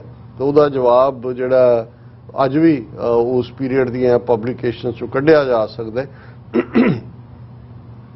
उसने कहा मैं तो नेहरू खानदान का झाड़ू बरदार हूं, जैसा कहेंगे वैसा ही। नेहरू खानदान क्योंकि बनाया उन्होंने इंदिरा गांधी ने, नेहरू तो मर चुका। खानदान का मतलब सी कि इंदिरा गांधी, ਉਹਦਾ ਪੁੱਤਰ, ਉਹਦੀ ਧੀ, ਉਹਦਾ ਅੱਗੋਂ ਕੋਈ ਜੰਮ ਪਏ, ਉਹਨਾਂ ਦਾ ਕੁੱਤਾ ਵੀ ਹੋਏ ਜਿਹੜਾ ਉਹਨਾਂ ਦੇ ਖਾਨਦਾਨ ਨਾਲ, ਮੈਂ ਤਾਂ ਉਹਦਾ ਝਾੜੂ ਬਰਦਾਰ। ਹੁਣ ਸਿਆਣਿਆਂ ਨੇ ਉਦੋਂ ਹੀ ਆਈਬ੍ਰੋਜ਼ ਉਹਨਾਂ ਦੇ ਚੁੱਕ ਲਏ ਸੀ ਕਿ ਵੀ ਇਹ ਤੋਂ ਕੰਮ ਕੀ ਲੈਣਾ ਇਹਨੂੰ, ਇਸ ਕਿਸਮ ਦਾ। ਜਦੋਂ ਕਿ ਕ੍ਰਾਈਸਿਸ ਚੱਲ ਰਿਹਾ ਸੀ, Darbara Singh chief minister versus Zail Singh, Sant ਪਿੰਡਾਂ ਵਾਲਿਆਂ ਦਾ ਉਭਾਰ ਹੋ ਚੁੱਕਾ ਸੀ। ਇਲਜ਼ਾਮ ਤਰਾਸ਼ੀ ਵੀ ਕੀਤੀ ਜਾਂਦੀ ਸੀ ਜੀ ਗਿਆਨੀ ਜ਼ੈਲ ਸਿੰਘ ਨੇ ਪ੍ਰਮੋਟ ਕੀਤਾ, ਸੰਜੇ ਗਾਂਧੀ ਨੇ ਕੀਤਾ। ਉਸ ਸਭ ਦੇ ਵਿੱਚ ਅਚਾਨਕ ਜ਼ੈਲ ਸਿੰਘ ਦਾ ਪ੍ਰੈਜ਼ੀਡੈਂਟ ਲਈ ਜਾਣਾ, ਇਹ ਸਿੱਖਾਂ ਨੇ ਰਿਅਲਾਈਜ਼। ਹਾਲਾਂ ਉਦੋਂ ਜਿਹੜੇ ਅਕਾਲੀ ਸੀ ਪੰਜਾਬ ਦੇ ਵਿੱਚ ਉਹ ਵੀ ਬੜੇ ਖੁਸ਼ ਹੋਏ, ਹਾਲਾਂ ਮੋਰਚਾ ਵੀ ਲਾਇਆ ਹੋਇਆ ਸੀ, ਧਰਮਯੁੱਧ ਮੋਰਚਾ ਵੀ, ਕਿ ਵੀ ਪਰ ਵੋਟਾਂ ਅਕਾਲੀਆਂ ਨੇ ਵੀ ਜ਼ੈਲ ਸਿੰਘ ਨੂੰ ਪਾਈਆਂ ਕਿ ਜੀ ਹਿਸਟਰੀ 'ਚ ਪਹਿਲੀ ਵਾਰ ਕੋਈ ਸਿੱਖ ਲੱਗਾ ਪ੍ਰੈਜ਼ੀਡੈਂਟ ਬਣਨ, ਅਸੀਂ ਇਹ ਕਲੰਕ ਕਿਉਂ ਖੱਟਣਾ ਵੀ ਅਸੀਂ ਸਿੱਖ ਦਾ ਵਿਰੋਧ ਕੀਤਾ। ਔਰ ਫਿਰ ਜੂਨ 84 ਦਾ ਘੱਲੂਘਾਰਾ ਹੈ। ਹੁਣ ਪ੍ਰੈਜ਼ੀਡੈਂਟ ਜਿਹੜਾ ਉਹ ਫੌਜਾਂ ਦਾ ਕਮਾਂਡਰ ਇਨ ਚੀਫ ਹੈ, ਕੀ ਉਹਦੇ ਤੋਂ ਕੰਮ ਲਿਆ, ਦਸਤਖਤ ਕੀਤੇ ਨਹੀਂ ਕੀਤੇ, ਉਹਨੂੰ ਕਿੰਨਾ ਇਨਫੋਰਮ ਕੀਤਾ ਨਹੀਂ ਕੀਤਾ, ਔਰ ਕਿਵੇਂ ਫਿਰ ਉਹਦੇ ਰਾਹੀਂ ਰਾਜੀਵ ਗਾਂਧੀ ਤੋਂ ਉਹਨੂੰ ਜ਼ਬਰਦਸਤੀ ਸਹੁੰ ਚੁਕਵਾਈ ਗਈ। ਜੇ ਉਹਨੇ ਕੋਈ ਥੋੜਾ ਬਹੁਤ ਸੋਚਣ ਦਾ ਦਾਇਰਾ ਦਿਖਾਇਆ ਤੇ ਫਿਰ ਤੁਸੀਂ ਮਲੋਏ ਧਾਰ ਦੀ ਓਪਨ ਸੀਕ੍ਰੇਟਸ ਪੜ੍ਹੋ ਕਿ ਉਹਦੀ ਹਰ ਮੂਵਮੈਂਟ ਜਿਹੜੀ ਆ ਉਹ ਵਾਚ ਕੀਤੀ ਜਾਂਦੀ ਸੀ, ਇੰਟੈਲੀਜੈਂਸ ਬੈਠੀ ਸੀ, ਉਹਦੇ ਫੋਨ ਸਾਰੇ ਬਗ ਕੀਤੇ ਹੋਏ ਸੀ। ਈਵਨ ਜਿਹੜਾ ਉਹਦੇ ਟੌਪ ਦੇ ਉੱਤੇ ਉਸਦੇ ਪ੍ਰੈਜ਼ੀਡੈਂਟ ਭਵਨ ਦੇ ਉੱਤੇ ਵੀ ਸਿਕਿਉਰਿਟੀ ਵਾਲੇ ਜਿਹੜੇ ਨੇ ਉਹਦੀ ਹਰ ਉਹਨੂੰ ਕੌਣ ਮਿਲਣ ਆ ਰਿਹਾ, ਕੌਣ ਜਾ ਰਿਹਾ।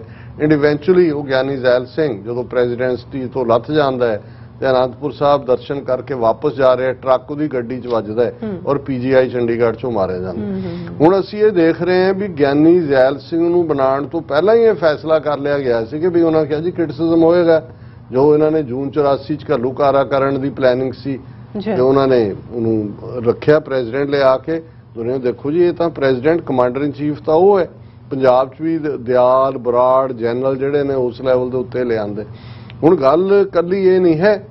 ਫਿਰ ਅਸੀਂ ਦੇਖਦੇ ਹਾਂ ਕਿ 2002 ਦੇ ਵਿੱਚ ਜਦੋਂ ਗੁਜਰਾਤ ਦੇ ਵਿੱਚ ਮੁਸਲਮਾਨਾਂ ਦੀ ਨਸਲਕੁਸ਼ੀ ਮੋਦੀ ਕਰਦਾ ਹੈ, ਵਾਜਪਾਈ ਪ੍ਰਾਈਮ ਮਿਨਿਸਟਰ ਹੈ ਔਰ ਉਹਨਾਂ ਨੂੰ ਲੱਗਦਾ ਵੀ ਇੰਟਰਨੈਸ਼ਨਲ ਕ੍ਰਿਟਿਸਿਜ਼ਮ ਵੀ ਹੋ ਰਿਹਾ ਤੇ ਜੇ ਹੁਣ ਮੁਸਲਮਾਨਾਂ ਨੂੰ ਅੱਗੋਂ ਪਰਸੀਕਿਊਟ ਕਰਨਾ ਹੈ ਤੇ ਕੋਈ ਨਾ ਕੋਈ ਇਹਨਾਂ ਦੇ ਨਾਮ ਸ਼ਕਲੋ ਸੂਰਤ ਵਾਲਾ ਜਿਹੜਾ ਹਿੰਦੂਆਈਜ਼ਡ ਮੁਸਲਮਾਨ ਹੋਏ ਉਹਨੂੰ ਪ੍ਰੈਜ਼ੀਡੈਂਟ ਬਣਾਇਆ ਜਾਏ। ਤੇ ਵਾਜਪਾਈ ਨੇ 2004 ਦੇ ਵਿੱਚ ਜਿਹੜਾ ਉਹਨੂੰ ਅਬਦੁਲ ਕਲਾਮ ਨੂੰ ਜਿਹੜਾ ਉਹ ਬਣਾ ਦਿੱਤਾ ਪ੍ਰੈਜ਼ੀਡੈਂਟ। ਹੁਣ ਇਹੀ ਕਹਾਣੀ ਤੁਰਦੀ ਹੈ, ਮੋਦੀ ਬਣਦਾ ਤੇ ਮੋਦੀ ਕਿਉਂਕਿ ਦਲਿਤਾਂ ਦੇ ਮਨੂ ਸਮ੍ਰਿਤੀ ਅਲਟੀਮੇਟਲੀ ਦਲਿਤਾਂ ਨੂੰ ਤਾਂ ਦਲਿਤ ਹੀ ਰੱਖਦੀ ਹੈ, ਵਰਣ ਆਸ਼ਰਮ ਨੂੰ ਐਨਫੋਰਸ ਕਰਦੀ। ਔਰ ਇਹਨਾਂ ਨੇ ਦਲਿਤਾਂ ਦੇ ਨਾਲ ਜੋ ਸਲੂਕ, ਜੋ ਜੇ ਅਸੀਂ ਕਹਾਣੀ ਉੱਥੋਂ ਗੁਜਰਾਤ ਤੋਂ ਸ਼ੁਰੂ ਕਰੀਏ ਹਾਥਰਸ ਤੱਕ ਜਾਂ ਦਲਿਤਾਂ ਦੇ ਨਾਲ ਪਿਛਲੇ 2014 ਤੋਂ ਕੀ ਹੋ ਰਿਹਾ, ਸੋ ਉਹਦੇ ਲਈ ਇੱਕ ਦਲਿਤ ਪ੍ਰੈਜ਼ੀਡੈਂਟ ਜ਼ਰੂਰੀ ਸੀ। ਪ੍ਰੈਜ਼ੀਡੈਂਟ ਰਾਮਨਾਥ ਕੋਵਿੰਦ ਜਿਹਨੂੰ ਜਗਨਨਾਥਪੁਰੀ ਦੇ ਪਾਂਡਿਆਂ ਨੇ ਪੌੜੀਆਂ ਨਹੀਂ ਚੜ੍ਹਨ ਦਿੱਤਾ ਹੈ, ਉਹਨੂੰ ਬਣਾ ਦਿੱਤਾ। ਔਰ ਹੁਣ ਕਿਉਂਕਿ ਇਹਨਾਂ ਦਾ ਪੂਰਾ ਜ਼ੋਰ ਔਰ ਟਾਰਗੇਟ ਜਿਹੜੀ ਆਦੀਵਾਸੀਆਂ ਦੀ ਮੂਵਮੈਂਟ ਹੈ, ਇਹਨਾਂ ਦੀਆਂ ਜ਼ਮੀਨਾਂ ਖੋਹ ਰਹੇ ਨੇ, ਇਹ ਜਿਹੜੇ ਮਲਟੀਨੈਸ਼ਨਲ ਨੇ ਉਹਨਾਂ ਨੂੰ ਦੇ ਰਹੇ ਨੇ ਕਿਉਂਕਿ ਜੰਗਲਾਂ 'ਚ ਬੈਠੇ ਲੋਕ ਨੇ। ਸੋ ਇਹਨਾਂ ਦੀ ਪਰਸੀਕਿਊਸ਼ਨ ਅੱਗੋਂ ਕਰਨ ਦੇ ਲਈ, ਜਿਨ੍ਹਾਂ ਨੂੰ ਇਹ ਮਾਓਵਾਦੀ ਕਹਿੰਦੇ ਨੇ, ਕਿੰਨੇ ਐਕਟਿਵਿਸਟ ਜਿਹੜੇ ਨੇ ਉਹ ਜੇਲ੍ਹਾਂ 'ਚ ਡੱਕੇ ਹੋਏ ਨੇ, ਜਿਹੜੇ ਨਾਨ ਟ੍ਰਾਈਬਲ ਨੇ, ਜਿਹੜੇ ਕਹਿੰਦੇ ਤੁਸੀਂ ਜ਼ੁਲਮ ਕਰ ਰਹੇ ਹੋ ਇਹਨਾਂ ਤੇ। ਔਰ ਹੁਣ ਇਹਨਾਂ ਨੇ ਕਿਉਂਕਿ ਉਹਨਾਂ ਦੀਆਂ ਜ਼ਮੀਨਾਂ ਫਰਦਰ ਖੋਹਣੀਆਂ ਨੇ, ਫਰਦਰ ਉਹਨਾਂ ਨੂੰ ਲੈਂਡਲੈਸ ਕਰਨਾ ਹੈ, ਔਰ ਜੋ ਕੁਝ ਕੈਥੋਲਿਕ ਚਰਚ ਦੇ ਪੋਪ ਨੇ ਆ ਕੇ ਮਾਫੀ ਮੰਗੀ ਹੈ ਐਕਚੁਅਲੀ ਟ੍ਰਾਈਬਲ ਦੇ ਨਾਲ ਕਰ ਰਹੇ ਨੇ। ਉਹਨਾਂ ਦੇ ਲੱਖਾਂ ਦੀ ਗਿਣਤੀ 'ਚ ਬੱਚਿਆਂ ਨੂੰ ਪਿਛਲੇ ਸਾਲਾਂ 'ਚ ਉਹਨਾਂ ਜੰਗਲਾਂ 'ਚ ਉਹਨਾਂ ਦੇ ਮਾਪਿਓ ਕੋਲੋਂ ਖੋਹ ਕੇ RSS ਨੇ ਆਪਣੇ ਸਕੂਲ ਬਣਾਏ ਹੋਏ ਨੇ, ਉਹਨਾਂ ਨੂੰ ਸ਼ਿਸ਼ੂ ਭਾਰਤੀ ਕਹਿੰਦੇ ਨੇ, ਉਹਨਾਂ ਦੇ ਵਿੱਚ ਰੱਖਿਆ ਹੋਇਆ ਕਿ ਵੀ ਇਹਨਾਂ ਦੀ ਤਾਂ ਕਿ ਅਨਸਿਵਲਾਈਜ਼ ਨੇ, ਅਸੀਂ ਇਹਨਾਂ ਨੂੰ ਹਿੰਦੂਆਈਜ਼ ਕਰ ਰਹੇ ਹਾਂ। ਔਰ ਇਸ ਲਈ ਇਹ ਜਿਹੜਾ ਦ੍ਰੋਪਦੀ ਮਰਮੂ ਦਾ ਬਣਨਾ ਹੈ ਇਹ ਇਸੇ ਲਈ ਹੈ ਕਿਉਂਕਿ ਉਹਨਾਂ ਨੇ, ਔਰ ਜੋ ਹੀ ਇਹ ਬਣਦੀ ਹੈ ਛੱਤੀਸਗੜ੍ਹ ਦੀ ਹੁਣ ਛੱਤੀਸਗੜ੍ਹ ਜਿਹੜਾ ਉਹ ਟ੍ਰਾਈਬਲ ਲੋਕਾਂ ਦੀ ਮੈਜੋਰਿਟੀ ਦੀ ਸਟੇਟ ਹੈ ਔਰ ਉਹ ਮਤਾ ਪਾਸ ਕਰਦੇ ਨੇ। Chhattisgarh passes resolution urging centre to cancel coal block allocation in Hasdeo forest. ਹੁਣ ਹਸਦਿਓ ਦੇ ਵਿੱਚ ਜਿਨ੍ਹਾਂ ਦੇ ਵਿੱਚ ਕੋਰਬਾ, ਸੁਜਾਪੁਰ, ਸਾਰਗੁਆ ਡਿਸਟ੍ਰਿਕਟ ਨੇ ਛੱਤੀਸਗੜ੍ਹ ਦੇ, ਔਰ ਆਦੀਵਾਸੀਆਂ ਦੀ ਬਹੁਤ ਵੱਡੀ ਪੋਪੂਲੇਸ਼ਨ ਹੈ, ਉੱਥੇ ਕੋਲ ਮਾਈਨਸ ਦਾ ਠੇਕਾ ਜਿਹੜਾ ਹੈ ਉਹ ਅਡਾਨੀ ਗਰੁੱਪ ਨੂੰ ਦਿੱਤਾ ਹੈ। ਔਰ ਉਹਨਾਂ ਨੇ ਯੂਨੈਨਿਮਸਲੀ ਰੈਜ਼ੋਲੂਸ਼ਨ ਕੀਤਾ ਕਿਉਂਕਿ ਉਹਨਾਂ ਨੂੰ ਨਜ਼ਰ ਆ ਗਿਆ ਕਿ ਵੀ ਇਹ ਜਿਹੜੀ ਬੀਬੀ ਦ੍ਰੋਪਦੀ ਮਰਮੂ ਬਣਾਈ ਹੈ ਇਹ ਹੁਣ ਸਾਡੀ ਅੱਗੋਂ ਤਬਾਹੀ ਹੋਏਗੀ। ਔਰ ਉਹਨਾਂ ਨੇ ਇਹ ਮਤਾ ਕਰਕੇ ਇਹ ਕਿਹਾ ਕਿ ਭਾਈ ਦੇਖੋ ਇਹ ਤੁਸੀਂ ਜਿਹੜਾ 18 ਕੋਲ ਮਾਈਨਸ ਜਿਹੜੀਆਂ ਤੁਸੀਂ ਬਣਾਈਆਂ ਨੇ ਉਹ ਆਦੀਵਾਸੀਆਂ ਦੇ ਇਲਾਕੇ 'ਚ ਨੇ, ਅਸੀਂ ਪ੍ਰੋਟੈਸਟ ਕਰਦੇ ਰਹੇ ਇਸ ਦੇ ਖਿਲਾਫ, ਔਰ ਹੁਣ ਅਸੀਂ ਇਹ ਮੰਗ ਕਰਦੇ ਹਾਂ ਕਿ ਭਾਈ ਇਸ ਨੂੰ ਕੈਂਸਲ ਕੀਤਾ ਜਾਏ। ਪਰ ਜਿਵੇਂ ਅਸੀਂ ਕਿਹਾ ਕਿ ਗਿਆਨੀ ਜ਼ੈਲ ਸਿੰਘ ਨੂੰ ਪ੍ਰੈਜ਼ੀਡੈਂਟ ਬਣਾ ਕੇ ਸਿੱਖਾਂ ਦੀ ਪਰਸੀਕਿਊਸ਼ਨ, ਅਬਦੁਲ ਕਲਾਮ ਦੇ ਨਾਂ ਥੱਲੇ ਜੋ ਗੁਜਰਾਤ 'ਚ ਹੋਇਆ ਸੀ ਉਹਦਾ ਕਵਰ ਅਪ ਵੀ, ਤੇ ਅੱਗੋਂ ਮੁਸਲਮਾਨਾਂ ਦਾ ਕੀ ਹਸ਼ਰ 2000 ਉਸ ਪੀਰੀਅਡ ਤੋਂ ਸ਼ੁਰੂ ਹੋ ਜਾਂਦਾ ਹੈ। ਔਰ ਫਿਰ ਰਾਮਨਾਥ ਕੋਵਿੰਦ ਦੇ ਪੀਰੀਅਡ ਪਿਛਲੇ ਇਹਨਾਂ ਦੇ 2014 ਤੋਂ 22 ਤੱਕ 8 ਸਾਲ 'ਚ ਦੇਖ ਲਓ ਦਲਿਤਾਂ ਦੇ ਨਾਲ ਕੀ ਹੋਇਆ, ਤੇ ਹੁਣ ਵਰਸਟ ਫਾਰਮ ਦੇ ਵਿੱਚ ਆਦੀਵਾਸੀਆਂ ਨਾਲ ਹੋਣ ਜਾ ਰਿਹਾ ਕਿਉਂਕਿ ਦ੍ਰੋਪਦੀ ਮਰਮੂ ਜਿਹੜੀ ਹੈ ਹੁਣ ਉਸੇ ਹੀ ਪ੍ਰੈਜ਼ੀਡੈਂਟ ਦੀ ਕੁਰਸੀ ਤੇ ਬਿਠਾਈ ਗਈ। ਜੀ ਡਾਕਟਰ ਸਾਹਿਬ ਤੁਹਾਡਾ ਬਹੁਤ ਬਹੁਤ ਸ਼ੁਕਰੀਆ। ਸੋਥ ਲੈਣ ਬ੍ਰੇਕ ਫਿਊਅਰਸ ਤੁਸੀਂ ਕਿਤੇ ਨਹੀਂ ਜਾਣਾ, ਮਿਲਦੇ ਹਾਂ ਆਫਟਰ ਦਿਸ ਸ਼ਾਰਟ ਬ੍ਰੇਕ।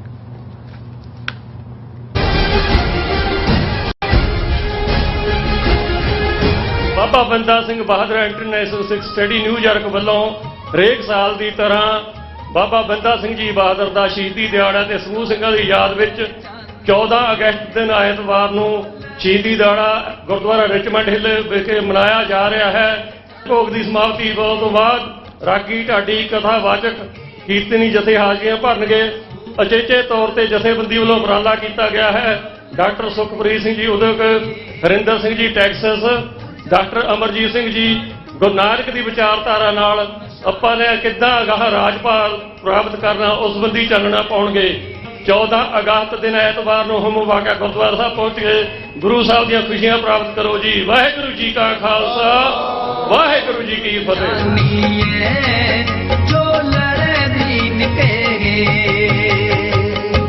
ਕੀ ਤੁਸੀਂ ਰੋਜ਼ਾਨਾ ਕੰਮ ਤੇ ਆਪਣਾ ਵਧੇਰੇ ਸਮਾਂ ਬਿਤਾਉਣ ਤੋਂ ਪਰੇਸ਼ਾਨ ਹੋ? ਆਪਣੀ ਪੂੰਜੀ ਨੂੰ ਕੰਮ ਤੇ ਲਗਾਓ, ਸਾਡੇ ਨਾਲ ਇਨਵੈਸਟ ਕਰੋ। ਅਸੀਂ ਤੁਹਾਡੀ ਪੂੰਜੀ ਤੋਂ ਤੁਹਾਡੇ ਲਈ ਵਧੇਰੇ ਪੈਸੇ ਬਣਾ ਸਕਦੇ ਹਾਂ।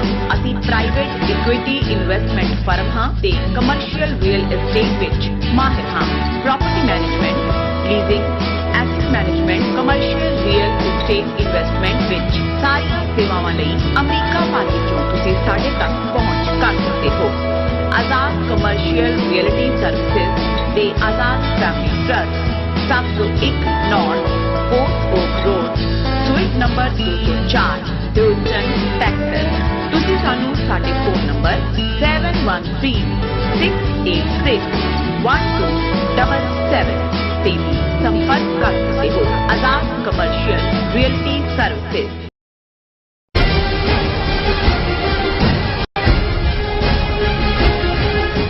ਦਰਸ਼ਕੋ ਬ੍ਰੇਕ ਬਾਅਦ ਤੁਹਾਡਾ ਸਭ ਦਾ ਭਰਪੂਰ ਸਵਾਗਤ ਹੈ। ਸੋ ਵੀਅਰਸ ਗੱਲਬਾਤ ਕਰਨ ਜਾ ਰਹੇ ਹਾਂ ਕਿ ਮੀਡੀਆ ਰਿਪੋਰਟਾਂ ਅਨੁਸਾਰ PGI ਚੰਡੀਗੜ੍ਹ ਹਸਪਤਾਲ ਨੇ 1 ਅਗਸਤ ਤੋਂ ਪੰਜਾਬ ਦੇ ਮਰੀਜ਼ਾਂ ਦਾ ਇਲਾਜ ਕਰਨਾ ਬੰਦ ਕਰ ਦਿੱਤਾ ਹੈ। PGI ਵੱਲੋਂ ਕਿਹਾ ਜਾ ਰਿਹਾ ਹੈ ਕਿ ਪੰਜਾਬ ਸਰਕਾਰ ਨੇ ਪਿਛਲੇ 7 ਮਹੀਨਿਆਂ ਦੇ 16 ਕਰੋੜ ਦੇ ਬਿੱਲ ਦਾ ਭੁਗਤਾਨ ਨਹੀਂ ਕੀਤਾ। ਜ਼ਾਹਿਰ ਹੈ ਕਿ ਪੰਜਾਬ ਨੂੰ ਇਹ ਸੁਨੇਹਾ ਦਿੱਤਾ ਜਾ ਰਿਹਾ ਹੈ ਕਿ ਚੰਡੀਗੜ੍ਹ ਤੇ ਤੁਹਾਡਾ ਕੋਈ ਹੱਕ ਨਹੀਂ ਹੈ। ਸੋ ਇਸ ਬਾਰੇ ਆਪਾਂ ਗੱਲਬਾਤ ਕਰਨ ਜਾ ਰਹੇ ਹਾਂ। ਸੋ ਅਸੀਂ ਚਾਹਾਂਗੇ ਕਿ ਤੁਸੀਂ ਇਸੇ ਤਰ੍ਹਾਂ ਬਣੇ ਰਹਿਣਾ। ਦੇਖਣ ਸੁਣ ਲਈ ਲਿਖਣ ਲਈ ਤੁਹਾਡਾ ਸਭ ਦਾ ਬਹੁਤ ਬਹੁਤ ਧੰਨਵਾਦ। ਜੀ ਡਾਕਟਰ ਸਾਹਿਬ ਕੀ ਕਹਿਣਾ ਚਾਹੋਗੇ?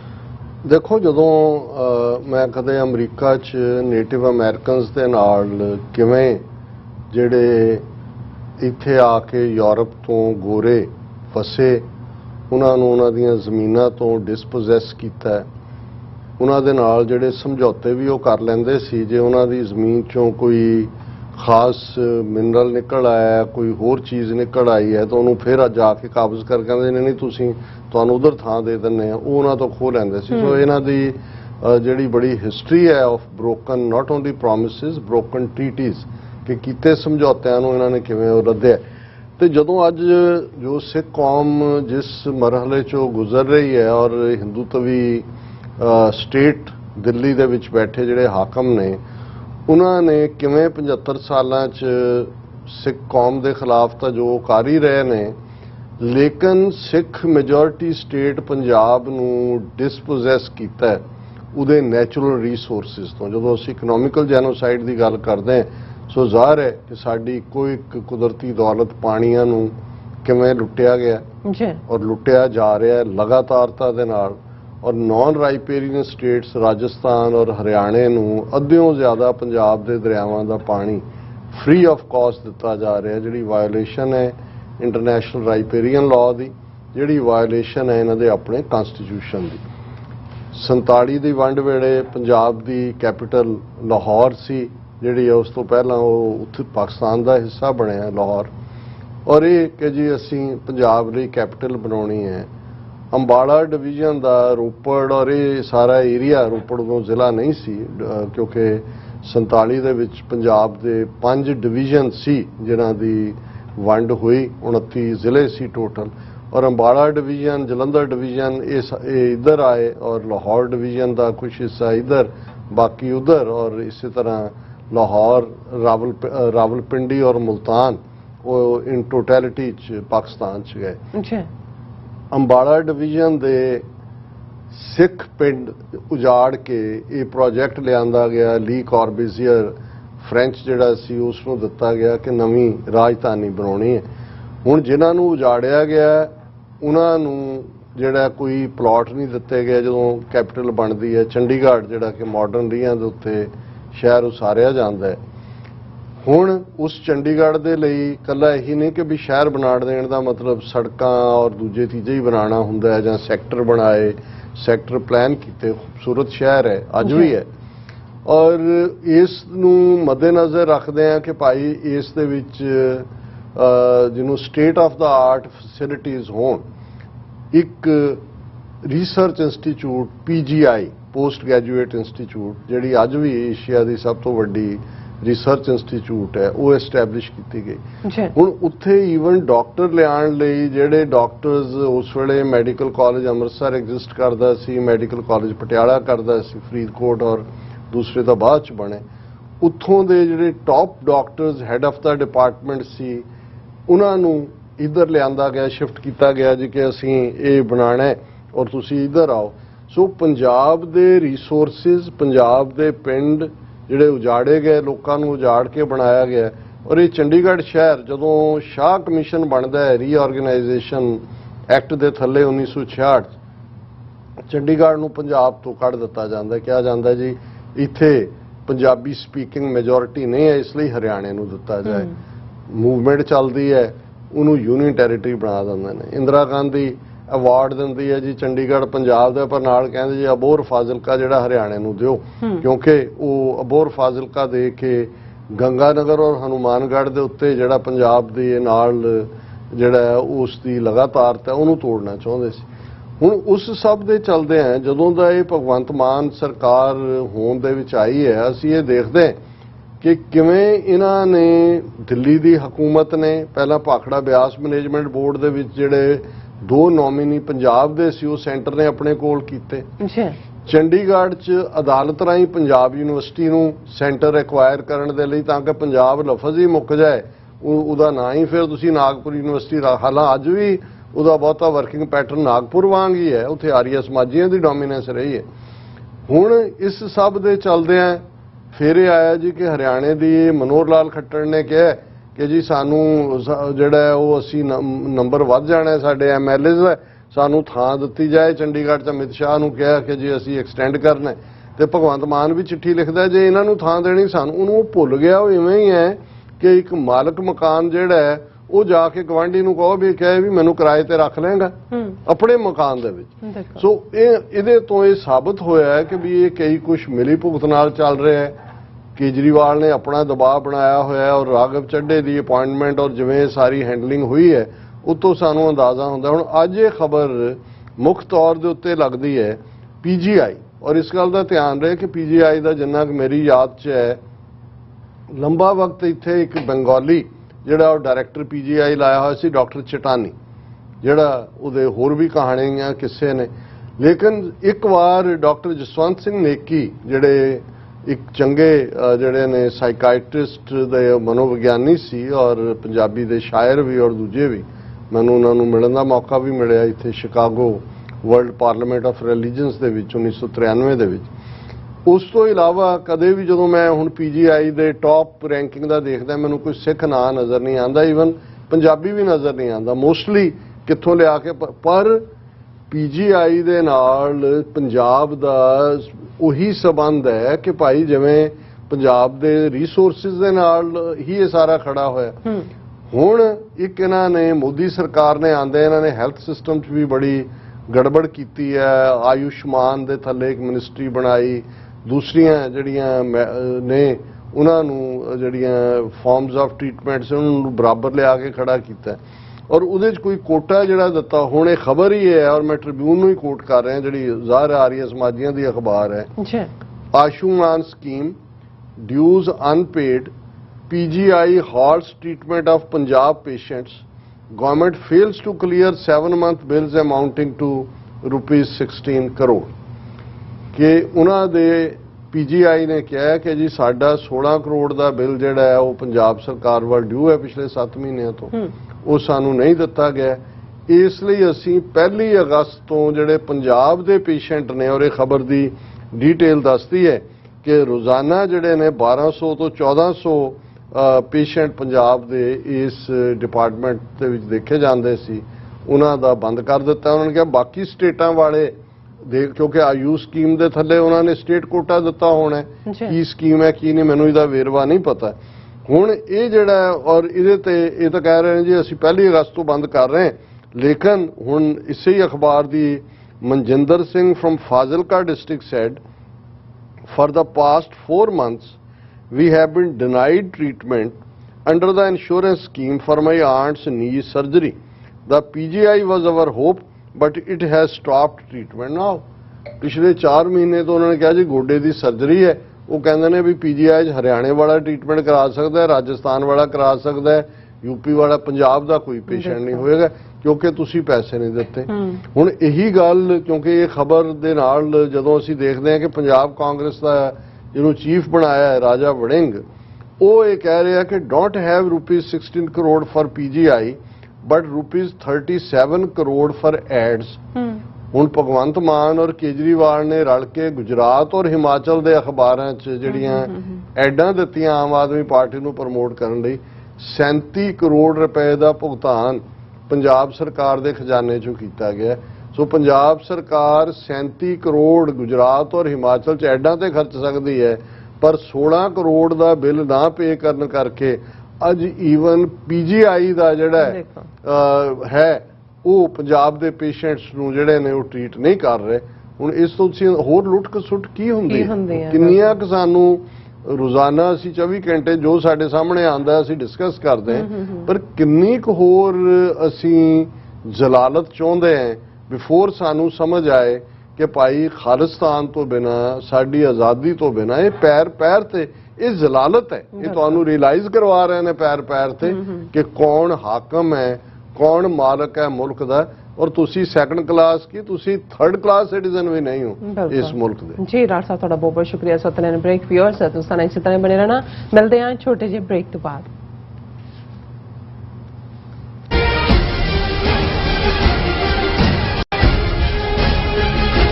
ਵਾਹਿਗੁਰੂ ਜੀ ਕਾ ਖਾਲਸਾ, ਵਾਹਿਗੁਰੂ ਜੀ ਕੀ ਫਤਿਹ। ਸਮੁੱਚੀਆਂ ਨਾਰਥ ਈਸਟ ਕੋਸਟ ਦੀਆਂ ਸਿੱਖ ਸੰਗਤਾਂ ਅੱਗੇ ਬੇਨਤੀ ਕੀਤੀ ਜਾਂਦੀ ਆ ਅੱਜ Gurdwara Sahib Sikh culture society Richmond Hill New York ਤੋਂ ਕਿ ਆਉਣ ਵਾਲੀ 13 ਅਗਸਤ ਨੂੰ ਸਵੇਰੇ 11 ਵਜੇ ਤੋਂ ਲੈ ਕੇ 2 ਵਜੇ ਤੱਕ ਯੂਨਾਈਟਿਡ ਨੇਸ਼ਨ ਨਿਊਯਾਰਕ ਜਿਹੜਾ ਸਥਿਤ UNO ਹੈੱਡਕੁਆਰਟਰ ਦੇ ਅੱਗੇ ਸਮੂਹ ਬੰਦੀ ਸਿੰਘਾਂ ਦੇ ਹੱਕ ਦੇ ਵਿੱਚ ਅਸੀਂ ਰਲ ਕੇ ਸਮੂਹ ਗੁਰਦੁਆਰਾ ਪ੍ਰਬੰਧਕ ਕਮੇਟੀਆਂ ਸਿੱਖ ਜਥੇਬੰਦੀਆਂ ਸਿੱਖ ਸੰਗਤਾਂ ਰਲ ਕੇ ਪ੍ਰੋਟੈਸਟ ਕਰਨਗੀਆਂ ਕਿਉਂਕਿ ਸਾਡੀ ਕੌਮ ਦੇ ਹੀਰੋ ਰੋਲ ਮਾਡਲ ਮਾਵਾਂ ਦੇ ਪੁੱਤ 25-25 26-26 ਸਾਲਾਂ ਦੀ ਜੋ ਕੈਦ ਕਾਲ ਕੋਠਰੀਆਂ ਭਾਰਤ ਦੀਆਂ ਅਲੱਗ-ਅਲੱਗ ਸਟੇਟਾਂ ਦੇ ਵਿੱਚ ਉਹ ਗੁਜ਼ਾਰ ਚੁੱਕੇ ਹਨ। ਭਾਰਤੀ ਕਾਨੂੰਨ ਦੇ ਤਹਿਤ ਜੋ ਸਜ਼ਾਵਾਂ ਪੂਰੀਆਂ ਕਰ ਚੁੱਕੇ ਹਨ, ਹਲੇ ਵੀ ਭਾਰਤੀ ਹਕੂਮਤ ਉਹਨਾਂ ਨੂੰ ਰਿਹਾ ਨਹੀਂ ਕਰ ਰਹੀ। ਉਹਨਾਂ ਮਾਵਾਂ ਦੇ ਪੁੱਤਾਂ ਵਾਸਤੇ ਹਾਂ ਦਾ ਨਾਰਾ ਮਾਰ ਲਈ ਸਾਡੀ ਕੌਮ ਦੇ ਜੋ ਰੋਲ ਮਾਡਲ ਹੀਰੋ ਜੋ ਕਾਲ ਕੋਠਰੀਆਂ ਦੇ ਵਿੱਚ ਭਾਰਤ ਵਿੱਚ ਸਥਿਤ ਬੰਦ ਪਏ ਹਨ, ਉਹਨਾਂ ਨੂੰ ਰਿਹਾ ਕਰਾਉਣ ਵਾਸਤੇ ਸਤਿਗੁਰਾਂ ਦੇ ਅੱਗੇ ਅਰਦਾਸ ਕਰਕੇ ਆਓ ਆਪਾਂ ਰਲ ਕੇ UN ਦੇ ਅੱਗੇ 13 ਤਰੀਕ ਦਿਨ ਸ਼ਨੀਚਰਵਾਰ ਨੂੰ ਸਵੇਰੇ 11 ਵਜੇ ਰਲ ਮਿਲ ਕੇ ਪਰਿਵਾਰਾਂ ਸਮੇਤ ਅਸੀਂ ਉੱਥੇ ਜੁੜੀਏ ਤਾਂ ਕਿ ਆਪਣੇ ਬੰਦੀ ਸਿੰਘਾਂ ਨੂੰ ਰਿਹਾ ਕਰਾ ਸਕੀਏ। ਇਹ ਬੇਨਤੀ ਪ੍ਰਵਾਨ ਕਰਿਓ ਜੀ। ਵਾਹਿਗੁਰੂ ਜੀ ਕਾ ਖਾਲਸਾ, ਵਾਹਿਗੁਰੂ ਜੀ ਕੀ ਫਤਿਹ।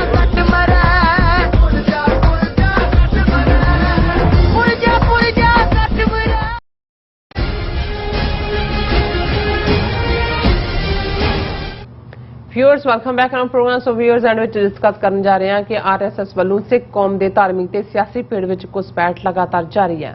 ਹਰਿਆਣਾ ਗੁਰਦੁਆਰਾ ਕਮੇਟੀ ਦੇ ਬਲਜੀਤ ਸਿੰਘ ਦਾਦੂਵਾਲ ਦੀ ਖਾਲਿਸਤਾਨ ਦੇ ਖਿਲਾਫ ਬਿਆਨਬਾਜ਼ੀ ਅਤੇ ਰਾਜ ਸਭਾ ਵਿੱਚ ਸਪੀਕਰ ਵੱਲੋਂ ਭਗਵਾਧਾਰੀ ਬਲਵੀਰ ਸਿੰਘ ਸਿੰਚੇਵਾਲ ਦੀ ਤਾਰੀਫ ਦੱਸਦੀ ਹੈ ਕਿ ਇਹ ਦੋਵੇਂ RSS ਦੇ ਨਿਆਣੇ ਹਨ। ਸੋ ਇਸ ਬਾਰੇ ਆਪਾਂ ਗੱਲਬਾਤ ਕਰਨ ਜਾ ਰਹੇ ਹਾਂ ਔਰ ਨਾਲ ਹੀ ਗੁਰਬਾਣੀ ਦੀ ਖੁਰਾਕ ਗੁਰਬਾਣੀ ਵਿਚਾਰਾਂ ਦੀ ਸਾਂਝ ਤੁਹਾਡੇ ਨਾਲ ਪਾਈ ਜਾਏਗੀ। ਸੋ ਅਸੀਂ ਚਾਹਾਂਗੇ ਕਿ ਤੁਸੀਂ ਇਸੇ ਤਰ੍ਹਾਂ ਬਣੇ ਰਹਿਣਾ। ਦੇਖਣ ਸੁਣ ਲਿਆ ਲਿਖਣ ਲਈ ਤੁਹਾਡਾ ਸਭ ਦਾ ਬਹੁਤ ਬਹੁਤ ਸ਼ੁਕਰੀਆ। ਜੀ ਰਾਜ ਸਾਹਿਬ ਕੀ ਕਹਿਣਾ ਚਾਹੋਗੇ?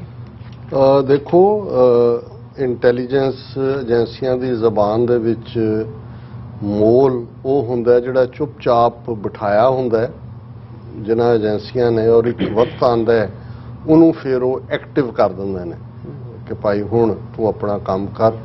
ਪਰ ਉਸ ਸਮੇਂ ਤੱਕ ਮੂਲ ਰੂਪ ਦੇ ਵਿੱਚ ਰਹਿੰਦੇ ਆ ਉਹਨੇ ਆਪਣੀ ਕਾਫੀ ਥਾਂ ਬਣਾ ਲਈ ਹੁੰਦੀ ਹੈ ਔਰ ਬਹੁਤਿਆਂ ਨੂੰ ਇਹ ਲੱਗ ਰਿਹਾ ਹੁੰਦਾ ਹੈ ਕਿ ਵੀ ਇਹ ਸਾਡਾ ਹੀ ਖੈਰਖਵਾਹ ਹੈ, ਸਾਡਾ ਹੀ ਬੰਦਾ ਹੈ।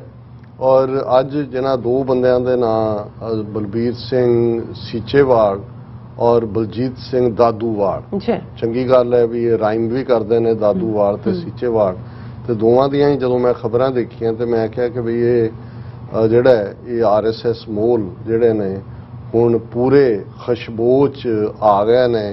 ਹਿੰਦੂਤਵਾਦੀ ਫ੍ਰੈਗਰੈਂਸ ਜਿਹਨੂੰ ਬਦਬੂ ਕਿਹਾ ਜਾਏ ਤੇ ਮੋਰ ਬੈਟਰ ਹੈ, ਪਰ ਕਿਉਂਕਿ ਇਹਨਾਂ ਦੇ ਲਫ਼ਜ਼ਾਂ 'ਚ ਇਸ ਕਿਸਮ ਦਾ ਹੀ ਇਹ ਉਸ ਨੂੰ ਪ੍ਰੈਜ਼ੈਂਟ ਕਰਦੇ ਨੇ ਕਿ ਭਾਈ ਇਹੀ ਪੈਨੈਸ਼ੀਆ ਹੈ, ਇਲਾਜ ਹੈ ਸਾਰੀਆਂ ਬਿਮਾਰੀਆਂ ਦਾ। ਹੁਣ ਪਹਿਲਾਂ ਦਾਦੂਵਾਲ ਦੀ ਗੱਲ ਕਰੀਏ। ਹੁਣ ਬਲਜੀਤ ਸਿੰਘ ਦਾਦੂਵਾਲ ਇੱਕ ਵੀਡੀਓ ਮੈਸੇਜ ਰਿਕਾਰਡ ਕਰਵਾਉਂਦਾ ਹੈ ਔਰ ਇਹਦੀ ਖਬਰ ਨੂੰ ਟ੍ਰਿਬਿਊਨ ਵੀ ਆਪਣੀ ਕਾਲਮ 'ਚ ਥਾਂ ਦਿੰਦਾ ਹੈ ਕਿ ਸਿੱਖ ਨੌਜਵਾਨ ਬਚੋ ਬਾਹਰਲਿਆਂ ਦੇ ਟਰੈਪ ਤੋਂ ਜਿਹੜੇ ਖਾਲਿਸਤਾਨ ਦੇ ਝੰਡੇ ਝੁਲਾਉਣਾ ਚਾਹੁੰਦੇ ਨੇ ਥਾਂ ਥਾਈਂ ਦੂਸਰੇ। ਹਾਲਾਂਕਿ ਕਿਸੇ ਨੇ ਖਾਲਿਸਤਾਨ ਦਾ ਝੰਡਾ ਝੁਲਾਉਣ ਲਈ ਨਹੀਂ ਕਿਹਾ, 15 ਅਗਸਤ ਦੇ ਹਵਾਲੇ ਨਾਲ ਕੇਸਰੀ ਨਿਸ਼ਾਨ ਝੁਲਾਉਣ ਲਈ ਹੈ। ਦੀਪ ਸਿੱਧੂ ਨੇ ਵੀ ਕੇਸਰੀ ਨਿਸ਼ਾਨ ਲਾਲ ਕਿਲੇ ਤੇ ਝੁਲਾਇਆ। ਬਿਲਕੁਲ। ਔਰ ਇਹ ਬਲਜੀਤ ਸਿੰਘ ਦਾਦੂਵਾਲ ਉਹੀ ਹੈ। ਹੁਣ ਤੁਸੀਂ ਦੇਖੋ ਵੀ ਮੋਲ ਕਿੰਨੇ ਚਿਰ ਤੋਂ ਵਿੱਚ ਹੁੰਦੇ ਨੇ ਫਿੱਟ ਕੀਤੇ ਤੇ ਅਸੀਂ ਉਹਨਾਂ ਨੂੰ ਕਿੱਥੋਂ ਤੱਕ ਪਹੁੰਚਾ ਦਿੰਦੇ। ਸੌਦਾ ਸਾਧ ਦੇ ਖਿਲਾਫ ਸਲਾਬਤਪੁਰੇ ਵਾਲੀ ਘਟਨਾ ਤੋਂ ਬਾਅਦ ਜਿਹੜਾ ਮੋਰਚਾ ਲਾਇਆ ਗਿਆ ਸੀ ਉਹਦੇ 'ਚ ਵੀ ਦਾਦੂਵਾਲ ਪੇਸ਼ ਸੀ। ਉਦੋਂ ਉਹਦੇ ਤੇ ਕੇਸ ਵੀ ਬਣਾਏ ਗਏ।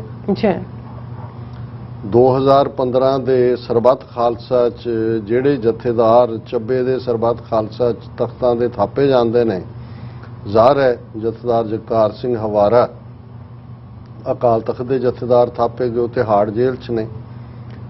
ਧਿਆਨ ਸਿੰਘ ਮੰਡ ਐਕਟਿੰਗ ਥਾਪੇ ਗਏ ਉਹਨਾਂ ਦੀ ਥਾਂ ਤੇ। ਬਲਜੀਤ ਸਿੰਘ ਦਾਦੂਵਾਲ ਨੂੰ ਜਿਹੜਾ ਦਮਦਮਾ ਸਾਹਿਬ ਦਾ ਜਥੇਦਾਰ ਥਾਪਿਆ ਗਿਆ ਔਰ ਉਸ ਤੋਂ ਪਹਿਲਾਂ ਐਲਾਨ ਕੀਤਾ ਕਿ ਜੀ ਹੁਣ ਤੋਂ ਮੈਂ ਸੰਤ ਮੈਨੂੰ ਕੋਈ ਨਹੀਂ ਕਹੇਗਾ, ਭਾਈ ਹੈ ਦੂਜਾ, ਉਹ ਤੋਂ ਹੀ ਡਰਾਮਾ ਲੱਗਦਾ ਸੀ। ਫਿਰ ਇਸੇ ਹੀ ਦਾਦੂਵਾਲ ਨੇ ਕਿਵੇਂ ਜਿਹੜਾ ਬਰਗਾੜੀ ਮੋਰਚਾ ਗੁਰੂ ਗ੍ਰੰਥ ਸਾਹਿਬ ਦੀ ਬੇਅਦਬੀ ਦੀਆਂ ਘਟਨਾਵਾਂ ਨੂੰ ਰੋਕਣ ਦੇ ਲਈ ਲੱਗਾ ਸੀ, ਬਾਈਬਲ ਕਲਾਂ ਗੋਲੀकांड ਦੇ ਮੱਦੇਨਜ਼ਰ ਉਹਨੂੰ ਕਿਵੇਂ ਸਾਬੋਤਾਜ ਕੀਤਾ, ਕਿਵੇਂ ਧਿਆਨ ਸਿੰਘ ਮੰਡ ਔਰ ਦਾਦੂਵਾਲ ਇਲਜ਼ਾਮ ਤਰਾਸ਼ੀਆਂ ਦਾ ਦੌਰ ਸ਼ੁਰੂ ਹੋਇਆ। ਫਿਰ ਅਚਾਨਕ ਸਾਹਮਣੇ ਆਇਆ ਕਿ ਜੀ ਹਰਿਆਣਾ ਗੁਰਦੁਆਰਾ ਪ੍ਰਬੰਧਕ ਕਮੇਟੀ ਜਿਹੜੀ ਪਿਛਲੀ ਸਰਕਾਰ ਦੇ ਵੇਲੇ ਦੀ ਨੀਤੀ ਸੀ ਕਿ ਸਿੱਖਾਂ ਨੂੰ ਕਿਵੇਂ ਤੁਸੀਂ ਪਾੜਨਾ ਥਾਂ ਥਾਂ ਜੀ, ਉਸ ਦੇ ਵਿੱਚ ਉਹ ਕਿਵੇਂ ਐਕਟਿਵ ਹੋ ਜਾਂਦਾ ਹੈ, ਹਰਿਆਣਾ ਕਮੇਟੀ ਦਾ ਪ੍ਰਧਾਨ ਬਣ ਜਾਂਦਾ।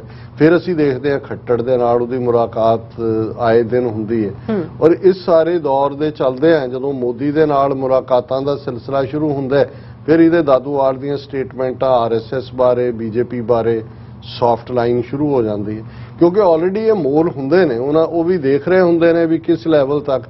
ਹੁਣ ਜਦੋਂ ਕਿ ਇਸ ਵੇਲੇ ਜੋ ਤਿਰੰਗੇ 'ਚ ਲਪੇਟਣ ਦੀ ਲਾਈਨ RSS ਨੇ ਦਿੱਤੀ ਹੈ 15 ਅਗਸਤ ਦੇ ਹਵਾਲੇ ਨਾਲ, ਔਰ ਹੁਣ ਜਦੋਂ ਕਿ ਇੱਕ ਪਾਸੇ ਸਿੱਖ ਜਥੇਬੰਦੀਆਂ ਦੀ ਲਾਈਨ ਘਰਾਂ ਦੇ ਉੱਤੇ ਔਰ ਸਾਰੇ ਕੇਸਰੀ ਨਿਸ਼ਾਨ ਝੁਲਾਉਣ ਦੀ ਹੈ, ਔਰ ਉੱਥੇ ਇੱਕ ਖੌਫ ਪੈਦਾ ਕਰ ਰਿਹਾ ਕਿ ਜੀ ਹਰਿਆਣੇ ਦੇ ਨੌਜਵਾਨ ਦੂਜੇ ਬਾਹਰਲੇ ਕਹਿ ਕੇ ਝੁਲਾ ਦਿੰਦੇ ਨੇ। ਦੇਖੋ ਬਾਹਰਲੇ ਨੌਜਵਾਨ ਜਿਹੜੇ ਨੇ ਇੱਥੋਂ ਜਿਹੜੇ ਗੈਰ ਸਿੱਖ ਉਹ ਤਾਂ ਤਰੱਕੀਆਂ ਕਰ ਰਹੇ ਨੇ, ਔਰ ਸਿੱਖ ਅੰਮ੍ਰਿਤਧਾਰੀ ਇਹਨਾਂ ਕੇਸਾਂ ਦੇ ਵੀ ਜੇਲ੍ਹਾਂ 'ਚ ਡੱਕੇ ਜਾ ਰਹੇ ਨੇ। ਬਿਲਕੁਲ ਜਿਹੜਾ ਇੱਕ ਡਿਫਰੈਂਟ ਸਟੈਂਸ ਇਸ ਕਿਸਮ ਦਾ, ਇਸ ਤੋਂ ਪਹਿਲਾਂ ਵੀ ਇਹਨੇ ਇਸ ਕਿਸਮ ਦੀਆਂ ਬਿਆਨਬਾਜ਼ੀਆਂ ਕੀਤੀਆਂ, ਪਰ ਹੁਣ ਖੁੱਲ੍ਹ ਕੇ ਇਹ ਜਿਹੜਾ ਮੋਲ ਹੈ ਇਹ ਉਹਨਾਂ ਦਾ ਮੁਕੰਮਲ ਏਜੰਟ ਬਣ ਕੇ ਸਾਹਮਣੇ ਆ ਗਿਆ। ਸੋ ਅਸੀਂ ਤਾਂ ਖਬਰਦਾਰੀ ਕਰ ਸਕਦੇ ਹਾਂ, ਕਿਉਂਕਿ ਇਸ ਕਿਸਮ ਦੇ ਬੰਦੇ ਜਿਹੜੇ ਧਾਰਮਿਕ ਵੀ ਔਰ ਸਿਆਸੀ ਵੀ ਦੋਵਾਂ ਪਿੜਾਂ ਦੇ ਵਿੱਚ ਵੜੇ ਹੋਏ ਨੇ, ਉਹ ਕਿਸ ਹੱਦ ਤੱਕ ਡੈਮੇਜ ਕਰ ਸਕਦੇ ਨੇ। ਇਹ ਖਾਮਖਾਹ ਦਾ ਵਿਵਾਦ ਤਾਂ ਖੜਾ ਹੋ ਜਾਂਦਾ ਹੈ, ਹਾਲਾਂਕਿ ਇਹਨਾਂ ਬਾਰੇ ਕੋਈ ਬਹੁਤਾ ਭੁਲੇਖਾ ਨਹੀਂ ਹੈ ਲੋਕਾਂ ਨੂੰ, ਔਰ ਬਹੁਤ ਜਲਦੀ ਐਕਸਪੋਜ਼ ਹੋ ਗਿਆ ਸੀਗਾ ਇਹ। ਹੁਣ ਦੂਸਰਾ ਬਲਬੀਰ ਸਿੰਘ ਸੀਚੇਵਾਲ ਆਮ ਆਦਮੀ ਪਾਰਟੀ ਉਹਨੂੰ ਰਾਜ ਸਭਾ 'ਚ ਭੇਜਦੀ ਹੈ। ਸੀਚੇਵਾਲ ਕਾਲੀ ਵੇਈ ਨੂੰ ਸਾਫ਼ ਕਰਨ ਦੇ ਨਾਂ ਥੱਲੇ ਆਪਣੇ ਆਪ ਨੂੰ ਵਰਲਡ ਲੈਵਲ ਦਾ ਜਿਹੜਾ ਐਨਵਾਇਰਨਮੈਂਟਲਿਸਟ ਉਹਨੇ ਸਾਬਤ ਕੀਤਾ। ਭਗਵੇ ਪਹਿਰਾਵੇ ਦੇ ਵਿੱਚ ਹੁੰਦਾ ਹਿੰਦੂ ਉਦਾਸੀਆਂ ਵਾਲੇ, ਔਰ ਅੱਧ-ਪਜੱਦੇ ਕਰਮ ਉਵੇਂ ਹੀ ਹੁੰਦੇ ਨੇ ਹਿੰਦੂਆਂ ਵਾਲੇ। ਹੁਣ ਉਹ ਭਗਵੇ ਕੱਪੜਿਆਂ ਦੇ ਵਿੱਚ ਆਮ ਆਦਮੀ ਪਾਰਟੀ ਜਿਹੜੀ ਹੈ, ਔਰ ਇਹ ਜਿਹੜਾ ਭਗਵਾ ਕੰਸਰਨ ਹੈ ਸਨਾਤਨ ਦੇ ਨਾਲ, ਦੂਜਾ ਇਹ ਸਿੱਖਾਂ ਨੂੰ ਹਿੰਦੂ ਤਵੀਆਂ ਦਾ ਇਹ ਹਿੱਸਾ ਦੱਸਣ ਦੀ ਲਾਈਨ ਹੈ, ਔਰ ਪਦਮ ਸ਼੍ਰੀ ਦਾ ਉਹਨੂੰ ਲਕਬ ਵੀ ਦਿੱਤਾ ਗਿਆ, ਉਹ ਅਵਾਰਡ ਦਿੱਤਾ ਗਿਆ।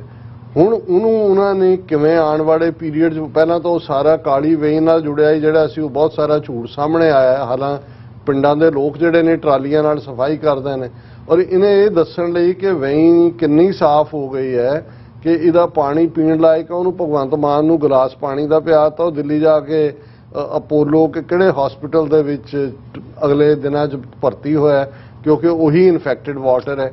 ਪਰ ਪ੍ਰਚਾਰਿਆ ਜਿਹਨੂੰ ਤੁਸੀਂ ਬਿਲਡ ਕਰਨਾ ਹੁੰਦਾ ਉਹਨੂੰ ਤੁਸੀਂ ਪ੍ਰਚਾਰ ਦੇ ਇਸ ਢੰਗ ਦੇ ਨਾਲ ਹੋ, ਇਹ ਇੱਕ ਸ਼ੱਕੀ ਕਿਰਦਾਰ ਇਹਦਾ ਰਿਹਾ, ਔਰ ਜ਼ਾਹਰ ਹੈ ਮਜ਼ਹਬੀ ਤੌਰ ਦੇ ਉੱਤੇ ਮੋਰ ਟਿਲਟ ਉਸ ਪਾਸੇ ਹੈ। ਹੁਣ ਉਹ ਰਾਜ ਸਭਾ ਦੇ ਵਿੱਚ ਕਿਵੇਂ ਇੱਕ ਪਾਸੇ ਤਾਂ ਸਿਮਰਨਜੀਤ ਸਿੰਘ ਮਾਨ ਜਿਹੜੇ ਬਣ ਕੇ ਜਾਂਦੇ ਨੇ, ਉਹਨਾਂ ਨੂੰ ਕਿਵੇਂ ਇੱਕਦਮ ਘੇਰ ਲਿਆ ਜਾਂਦਾ ਹੈ ਮੀਡੀਆ ਵੱਲੋਂ ਵੀ, ਔਰ ਪਾਰਲੀਮੈਂਟ 'ਚ ਵੀ ਜਦੋਂ ਉਹ ਇਹ ਗੱਲ ਕਰਦੇ ਨੇ ਕਿ ਭਾਈ ਤੁਹਾਨੂੰ ਫਿਕਰ ਹੈ ਕਿ ਜੀ ਬਿਹਾਰ ਤੇ ਫਰਾਣੇ 'ਚੋਂ ਕੋਈ ਜੱਜ ਸੁਪਰੀਮ ਕੋਰਟ ਦਾ ਨਹੀਂ ਹੈ, ਮੈਨੂੰ ਫਿਕਰ ਹੈ ਕਿ ਕੋਈ ਸਿੱਖ ਜੱਜ ਨਹੀਂ ਹੈ, ਔਰ ਇੱਕਦਮ ਕਮਿਊਨਲ ਲੈਵਲ ਆ ਜਾਂਦੇ ਨੇ ਜੀ, ਇਹ ਧਰਮ ਦੇ ਨਾਂ ਤੇ ਥੋੜੀ ਜੱਜ ਇਲਾਕੇ ਦੀ ਗੱਲ ਹੋ ਰਹੀ ਵੀ ਤੁਸੀਂ ਜਿਹੜਾ ਪੈਰੋਕੀਅਲਿਜ਼ਮ ਜਾਂ ਪ੍ਰੋਵਿੰਸ਼ੀਅਲਿਜ਼ਮ ਤੁਹਾਨੂੰ ਕਬੂਲ ਹੈ, ਧਰਮ ਜਿਹੜਾ ਤੁਸੀਂ ਕਹਿੰਦੇ ਹੀ ਹੋ ਕਿ ਜੀ ਇਹ ਧਰਮਾਂ ਦਾ ਮੁਲਕ ਹੈ, ਇੱਥੇ ਵੱਡੇ ਵੱਡੇ ਅਵਤਾਰ ਰਿਸ਼ੀ ਮੁਨੀ ਆਏ, ਉਹ ਤੁਹਾਨੂੰ ਕਬੂਲ ਨਹੀਂ ਹੈ। ਹੁਣ ਦੂਸਰੇ ਔਰ ਉਹਨਾਂ ਨੂੰ ਜਦੋਂ ਟ੍ਰਾਈਬਲਸ ਤੇ ਵੀ ਉਹ ਗੱਲ ਕਰਦੇ ਨੇ, ਸਿਮਰਨਜੀਤ ਸਿੰਘ ਮਾਨ ਉਹਨਾਂ ਨੇ ਗੱਲ ਕੀਤੀ, ਉਹਨਾਂ ਨੂੰ ਕੱਟ ਦਿੱਤਾ ਜਾਂਦਾ। ਹੁਣ ਮੈਂ ਉਹਦਾ ਵੀਡੀਓ ਕਲਿੱਪ ਬਲਬੀਰ ਸਿੰਘ ਸੀਚੇਵਾਲ ਦਾ ਦੇਖਿਆ, ਹਾਲਾਂ ਉਹਨੇ ਮਾਲਵੇ ਦੇ ਵਿੱਚ ਜਿਹੜਾ ਵਾਟਰ ਡੌਗਿੰਗ ਹੋ ਗਈ ਹੈ ਔਰ ਬਲੇਮ ਪਾਕਿਸਤਾਨ ਦੇ ਨਾਂ ਕਿ ਜੀ ਉਹਨਾਂ ਨੇ ਜਿਹੜਾ ਬੰਦ ਦੂਜੇ ਪਾਸੇ ਬਣਾਇਆ ਉਚਾਈ ਤੇ ਹੈ, ਪਾਣੀ ਇੱਧਰ ਨੂੰ ਆ ਰਿਹਾ ਹੈ, ਇੰਡੀਅਨ ਗਵਰਨਮੈਂਟ ਜਿਹੜੀ ਹੈ ਪਾਕਿਸਤਾਨ ਦੇ ਨਾਲ ਗੱਲਬਾਤ ਕਰੇ। ਔਰ ਇਹੀ ਦੂਜਾ ਰਾਜ ਸਭਾ ਮੈਂਬਰ ਜਿਹੜਾ ਆਮ ਆਦਮੀ ਪਾਰਟੀ ਨੇ ਭੇਜਿਆ ਹੈ ਹਰਭਜਨ ਸਿੰਘ ਕ੍ਰਿਕਟਰ, ਉਹ ਖਲੋ ਕੇ ਕਹਿ ਰਿਹਾ 0 ਆਵਰ 'ਚ ਕਿ ਜੀ ਇਹ ਅਫਗਾਨਿਸਤਾਨ 'ਚ ਸਿੱਖਾਂ ਦੇ ਗੁਰਦੁਆਰੇ ਤੇ ਹਮਲਾ ਹੋਇਆ ਸੀ, ਉਹਦੇ ਮੈਂ ਇਸ਼ੂ ਨੂੰ ਉਠਾਉਣਾ ਚਾਹੁੰਦਾ। ਔਰ ਤੁਹਾਡੇ ਗ੍ਰੰਥੀ ਸਿੰਘ ਦੇ ਕੇਸ ਕਤਲ ਕੀਤੇ ਜਾਂਦੇ ਨੇ, ਪੰਜਾਬ ਦੇ ਵਿੱਚ ਪਟਿਆਲਾ ਔਰ ਜਲੰਧਰ ਸ਼ਹਿਰਾਂ 'ਚ ਕੜੇ ਲੁਹਾ ਲਏ ਜਾਂਦੇ ਨੇ, ਲਗਾਤਾਰਤਾ ਨਾਲ ਇਤਿਹਾਸਕ ਗੁਰਦੁਆਰੇ ਗਿਆਨ ਗੋਦੜੀ ਹੋਏ, ਡਾਂਗ ਮਾਰ ਹੋਏ, ਦੂਜਿਆਂ ਦੇ ਉੱਤੇ ਹਿੰਦੂ ਤਵੀ ਕਬਜ਼ੇ ਨੇ, ਤੁਹਾਡੀ ਜ਼ਬਾਨ ਨਹੀਂ ਖੁੱਲਦੀ। ਹੁਣ ਉਹ ਸੀਚੇਵਾਲ ਉਹਨੂੰ ਕੋਈ ਰੋਕ ਨਹੀਂ ਰਿਹਾ ਸਪੀਕਰ, ਉਹ ਬੋਲ ਰਿਹਾ ਹੈ ਜੀ ਪਾਣੀ ਇੱਧਰ, ਬੋਲ ਪੰਜਾਬੀ 'ਚ ਹੀ ਰਿਹਾ ਕਿ ਜੀ ਇਹ ਪਿੰਡਾਂ 'ਚ, ਔਰ ਜਦੋਂ ਐਂਡ ਕਰਦਾ ਹੈ ਵਾਈਸ ਪ੍ਰੈਜ਼ੀਡੈਂਟ ਜਿਹੜਾ ਇੰਡੀਆ ਦਾ ਹੁੰਦਾ ਉਹ ਰਾਜ ਸਭਾ ਦਾ ਸਪੀਕਰ ਹੁੰਦਾ, ਉਹ ਇਹ ਕਹਿ ਰਿਹਾ ਤੁਸੀਂ ਚੰਗਾ ਬੋਲਿਆ ਹੈ, ਆਪਕੋ ਅਭਿਨੰਦਨ। ਸੋ ਮੈਂ ਇਹ ਲਾਈਨ ਹੀ ਤੁਸੀਂ ਚੰਗਾ ਬੋਲਿਆ ਹੈ, ਮੈਨੂੰ ਉਹ ਮੋਦੀ ਯਾਦ ਆਇਆ। ਮੈਂ ਕਿਹਾ ਇੱਥੇ ਉਹ ਰੋਡੀ ਮੋਡੀ ਜਿਹੜਾ ਉਹਦੇ 'ਚ ਉਹਨੇ ਕਿਹਾ ਸੀ ਕਿ ਸਭ ਚੰਗਾ ਸੀ, ਉਹਨੂੰ ਹੁਣ ਚੰਗਾ ਬੋਲਿਆ ਅਭਿਨੰਦਨ। ਮਤਲਬ ਇਹ ਹੈ ਕਿ ਆਉਣ ਵਾਲੇ ਪੀਰੀਅਡ 'ਚ ਜਿਹੜਾ ਪੰਜਾਬ ਦੇ ਹੱਕਾਂ ਦੀ ਗੱਲ ਕਰੇਗਾ, ਹੁਣ ਉਸੇ ਹੀ ਜਿਹੜਾ ਪਾਰਲੀਮੈਂਟ ਦੇ ਵਿੱਚ ਜਿਹੜਾ GST 12% ਲਾਇਆ ਗਿਆ ਹੈ ਸਰਾਵਾਂ ਦੇ ਉੱਤੇ, ਜਿਹੜੀਆਂ ਸ਼੍ਰੋਮਣੀ ਕਮੇਟੀ ਦੇ ਕੋਲ ਨੇ ਉਹ ਯਾਤਰੂਆਂ ਤੇ, ਉਹਦਾ ਜਦੋਂ ਸਵਾਲ ਚੁੱਕਣਾ ਚਾਹਿਆ ਤੇ ਉਹਨੂੰ ਬਲੌਕ ਕਰ ਦਿੱਤਾ ਗਿਆ ਕਿ ਨਹੀਂ ਇਹ ਜਿਹੜਾ ਨਹੀਂ ਉਠਾਇਆ ਜਾ ਸਕਦਾ। ਸੋ ਇਹ ਨੇ ਕਿ ਜਿਵੇਂ ਤੁਸੀਂ ਪ੍ਰਮੋਟ ਕਰਦੇ ਹੋ, ਬਿਲਡ ਕੀਤਾ ਜਾ ਰਿਹਾ ਕਿ ਭਾਈ ਇਹ ਸੀਚੇਵਾਲ ਤੁਹਾਡਾ ਵੱਡਾ ਐਨਵਾਇਰਨਮੈਂਟਲਿਸਟ ਔਰ ਇਹ ਤਾਂ ਹਿੰਦੂਆਂ ਦਾ ਹਿੱਸਾ ਦੱਸਣ ਵਾਲਾ ਹੈ ਸਿੱਖਾਂ ਨੂੰ, ਔਰ ਦੂਸਰੇ ਪਾਸੇ ਆ ਦਾਦੂਵਾਲ ਦੇਖ ਲਓ, ਔਰ ਮੀਡੀਆ ਨੇ ਵੀ ਇਹ ਕਿਹਾ ਜੀ ਹਾਰਡ ਲਾਈਨਰ ਜਿਹੜਾ ਸੀ ਹੁਣ ਉਹ ਬਣ ਗਿਆ, ਜਿਹੜਾ ਉਹ ਬੜਾ ਮੋਡਰੇਟ ਬਣ ਗਿਆ। ਪਰ ਇਹ ਪਹਿਲੇ ਦਿਨ ਤੋਂ ਇਹ ਮੋਲ ਨੇ ਜਿਨ੍ਹਾਂ ਨੂੰ ਬਿਲਡ ਕੀਤਾ ਗਿਆ, ਔਰ ਇਸੇ ਬਲਬੀਰ ਸਿੰਘ ਸੀਚੇਵਾਲ ਦੇ ਸੋ ਕਾਲਡ ਸੱਦੇ ਦੇ ਉੱਤੇ ਉਸ ਵੇਲੇ ਦਾ ਪ੍ਰੈਜ਼ੀਡੈਂਟ ਜਿਹੜਾ ਜਿਹਨੂੰ ਅਸੀਂ ਡਿਸਕਸ ਕੀਤਾ, ਜਿਹੜਾ ਸ਼ਿਵ ਵੀਣਾ ਵੀ ਵਜਾਉਂਦਾ ਸੀ, ਅਬਦੁਲ ਕਲਾਮ, ਉਹ ਸੁਲਤਾਨਪੁਰ ਲੋਧੀ ਆਇਆ ਸੀ। ਔਰ ਇਹ ਇੰਪੋਰਟੈਂਟ ਜਿਵੇਂ ਅਸੀਂ ਕਹੇ ਕਿ ਭਾਈ ਇਹ ਬਿਲਡ ਕੀਤੇ ਜਾਂਦੇ ਨੇ ਲੋਕ, ਫਿਰ ਉਹ ਪਰੋਸੇ ਜਾਂਦੇ ਨੇ। ਔਰ ਕਲੋਜ਼ਿੰਗ 'ਚ ਜਿਵੇਂ ਅਸੀਂ ਰੋਜ਼ਾਨਾ ਰੂਹਾਨੀ ਵਿਚਾਰ ਕਰਦੇ, ਪੰਜਵੇਂ ਪਾਤਸ਼ਾਹ ਦਾ ਸ੍ਰੀ ਰਾਗ ਦੇ ਵਿੱਚ ਸ਼ਬਦ ਹੈ, ਦੁਕ੍ਰਿਤ ਸੁਕ੍ਰਿਤ ਮੰਦੇ ਸੰਸਾਰ ਸਗਲਾਣਾ, ਦੋਹਾਂ ਤੇ ਰਹਿਤ ਭਗਤ ਹੈ ਕੋਈ ਵਿਰਲਾ ਜਾਣਾ, ਨਾਨਕ ਠਾਕੁਰ ਸਰਬੇ ਸਮਾਣਾ, ਕਿਆ ਕਹੋ ਸੁਣੋ ਸੁਆਮੀ ਤੂੰ ਵੱਡ ਪੁਰਖ ਸਜਾਣਾ। ਰਹਾਉ ਦੀ ਤੁਕ ਤੋਂ ਅਸੀਂ ਗੱਲ ਸ਼ੁਰੂ ਕਰੀਏ ਕਿ ਉਹ ਵਾਹਿਗੁਰੂ ਠਾਕੁਰ ਜ਼ਰਰੇ ਜ਼ਰਰੇ ਦੇ ਵਿੱਚ ਮੌਜੂਦ ਹੈ, ਸਰਬੇ ਸਮਾਣਾ, ਕਿਆ ਕਹੋ ਸੁਣੋ ਸੁਆਮੀ ਤੂੰ ਵੱਡ ਪੁਰਖ ਸਜਾਣਾ, ਕਿ ਹੇ ਵਾਹਿਗੁਰੂ ਤੂੰ ਇੰਨਾ ਵੱਡਾ ਹੈ, ਇੰਨਾ ਉੱਚਾ ਹੈ, ਇੰਨਾ ਅਪਰੰਪਾਰ ਹੈ ਕਿ ਮੈਂ ਤੇਰੇ ਕੀ ਗੁਣ ਗਾਵਾਂ ਤੇ ਕੀ ਮੈਂ ਕਵਾਂ ਤੇ ਕੀ ਨਾ ਕਵਾਂ, ਕਿਉਂਕਿ ਤੂੰ ਸਮਰੱਥ ਹੈ, ਤੂੰ ਵੱਡ ਅਪਾਰ ਹੈ। ਹੁਣ ਦੁਕ੍ਰਿਤ ਸੁਕ੍ਰਿਤ ਲਫ਼ਜ਼ ਗੁਰਬਾਣੀ 'ਚ ਹੋਰ ਵੀ 2-3 ਥਾਵਾਂ ਤੇ ਆਏ ਨੇ, ਔਰ ਇਸ ਸ਼ਬਦ ਦੀ ਸ਼ੁਰੂਆਤ ਹੀ ਹੁੰਦੀ ਹੈ ਕਿ ਦੁਕ੍ਰਿਤ ਸੁਕ੍ਰਿਤ ਮੰਦੇ ਸੰਸਾਰ ਸਗਲਾਣਾ। ਇਹ ਸੰਸਕ੍ਰਿਤ 'ਚੋਂ ਔਰ ਬ੍ਰਾਹਮਣਵਾਦ ਦੇ ਕਰਮਕਾਂਡ 'ਚੋਂ ਆਇਆ ਹੈ ਕਿ ਜਿਹਦੇ 'ਚ ਨਿਬੇੜਾ ਹੋਏਗਾ ਕਿ ਕਿਹੜੇ ਕਰਮ ਠੀਕ ਨੇ ਕਿਹੜੇ ਗਲਤ ਨੇ। ਦੁਕ੍ਰਿਤ ਮਾੜੇ ਕੰਮਾਂ ਨੂੰ ਕਹਿੰਦੇ ਨੇ, ਸੁਕ੍ਰਿਤ ਚੰਗੇ ਕੰਮਾਂ ਨੂੰ ਕਹਿੰਦੇ ਨੇ। ਜਿਵੇਂ ਭਗਤ ਸ਼ਾਇਦ ਨਾਮਦੇਵ ਜੀ ਦਾ ਸ਼ਬਦ ਹੈ ਕਿ ਦੁਕ੍ਰਿਤ ਸੁਕ੍ਰਿਤ ਥਾਰੋ ਕਾਹੇ ਨਾਰਾਇਣ ਨਿੰਦਸ, ਨਾਰਾਇਣ ਨਿੰਦਸ ਕਾਹੇ ਭੂਲੀ ਗਵਾਰੀ, ਦੁਕ੍ਰਿਤ ਸੁਕ੍ਰਿਤ ਥਾਰੋ ਕਰਮ ਰੀ, ਕਿ ਤੂੰ ਰੱਬ ਦੀ ਕਿਉਂ ਨਿੰਦਿਆ ਕਰਦੀ ਹੈ, ਨਾਰਾਇਣ ਨਿੰਦਸ ਕਿਉਂ ਕਰਦੀ ਹੈ, ਦੁਕ੍ਰਿਤ ਸੁਖ ਚੰਗੇ ਜਾਂ ਮਾੜੇ ਕੰਮ, ਦੁਕ੍ਰਿਤ ਸੁਕ੍ਰਿਤ ਥਾਰੋ ਕਰਮ ਰੀ, ਇਹ ਤੇਰੇ ਹੀ ਕੰਮ ਨੇ। ਇਹ ਲਫ਼ਜ਼ ਰਾਜਸਥਾਨੀ ਭੋਜਪੁਰੀ 'ਚ ਵੀ ਇਸਤੇਮਾਲ ਹੁੰਦੇ ਨੇ। ਲੇਕਿਨ ਗੁਰੂ ਸਾਹਿਬ ਨੇ ਕਿਹਾ ਕਿ ਭਾਈ ਜਦੋਂ ਰੱਬ ਦੇ ਪਿਆਰ ਵੱਲ ਤੁਰ ਪਈ ਹੈ ਤੇ ਫਿਰ ਦੁਕ੍ਰਿਤ ਕੀ ਹੈ ਤੇ ਸੁਕ੍ਰਿਤ ਕੀ ਹੈ, ਇਹ ਦੁਨੀਆਦਾਰੀ ਦੇ ਕਰਮ ਕਾਂਡੀਆਂ ਦੇ ਲਈ ਇਹ ਹੋਣਗੇ ਕਿ ਉਹਨਾਂ ਨੇ ਇਸ ਹਿਸਾਬ 'ਚ ਪੈਣਾ ਹੈ ਕਿ ਮਾੜਾ ਕੀ ਹੈ ਚੰਗਾ ਕੀ ਹੈ। ਦੋਹਾਂ ਤੇ ਰਹਿਤ ਭਗਤ ਹੈ ਕੋਈ ਵਿਰਲਾ ਜਾਣਾ, ਕਿ ਇਹਨਾਂ ਤੋਂ ਰਹਿਤ ਹੋ ਕੇ ਜਦੋਂ ਤੁਸੀਂ ਬੰਦਗੀ ਵੱਲ ਲੱਗਦੇ ਹੋ, ਭਗਤੀ 'ਚ ਆਉਂਦੇ ਹੋ, ਤੇ ਇਸ ਰਸਤੇ ਤੇ ਤੁਰਨ ਵਾਲੇ ਵਿਰਲੇ ਨੇ। ਬਹੁਤ ਸਾਰੇ ਕਰਮ ਕਾਂਡੀ ਦੁਕ੍ਰਿਤ ਸੁਕ੍ਰਿਤ ਦੇ ਵਿੱਚ ਹੀ ਫਸੇ ਹੋਏ ਨੇ। ਮਾਨ ਅਭਿਮਾਨ ਮੰਦੇ ਸੋ ਸੇਵਕ ਨਹੀਂ, ਕਿ ਜਿਹੜੇ ਮਾਨ ਅਭਿਮਾਨ ਦੇ ਵਿੱਚ, ਅਨਾਹ ਦੇ ਵਿੱਚ, ਹਉਮੈ ਦੇ ਵਿੱਚ, ਈਗੋ ਦੇ ਵਿੱਚ ਫਸੇ ਹੋਏ ਨੇ। ਮਾਨ ਅਭਿਮਾਨ ਮੰਦੇ ਸੋ ਸੇਵਕ ਨਹੀਂ, ਉਹ ਰੱਬ ਦੇ ਸੇਵਕ ਨਹੀਂ ਹੋ ਸਕਦੇ, ਰੱਬ ਦੇ ਭਗਤ ਨਹੀਂ ਬਣ ਸਕਦੇ। ਤਤ ਸਮਦਰਸੀ ਸੰਤੋ ਕੋਈ ਕੋਟ ਮੰਦਾਹੀ, ਕਿ ਕਰੋੜਾਂ ਦੇ ਵਿੱਚ ਹੀ ਕੋਈ ਐਸਾ ਰੱਬ ਦਾ ਪਿਆਰਾ ਸੰਤ ਹੈ, ਫਕੀਰ ਹੈ, ਜਿਹੜਾ ਤਤ ਸਮਦਰਸੀ ਹੈ, ਜਿਸ ਨੂੰ ਮੂਲ ਤਤ ਬ੍ਰਹਮ ਗਿਆਨਤਾ ਉਸ ਰੱਬ ਦੀ ਹੋਂਦ ਦੀ ਸਮਝ ਹੈ। ਕਹਿਨ ਕਹਾਵਨ ਇਹੋ ਕੀਰਤ ਕਰ ਲੈ, ਕਥਨ ਕਹਿਣ ਤੇ ਮੁਕਤਾ ਗੁਰਮੁਖ ਕੋਈ ਵਿਰਲਾ।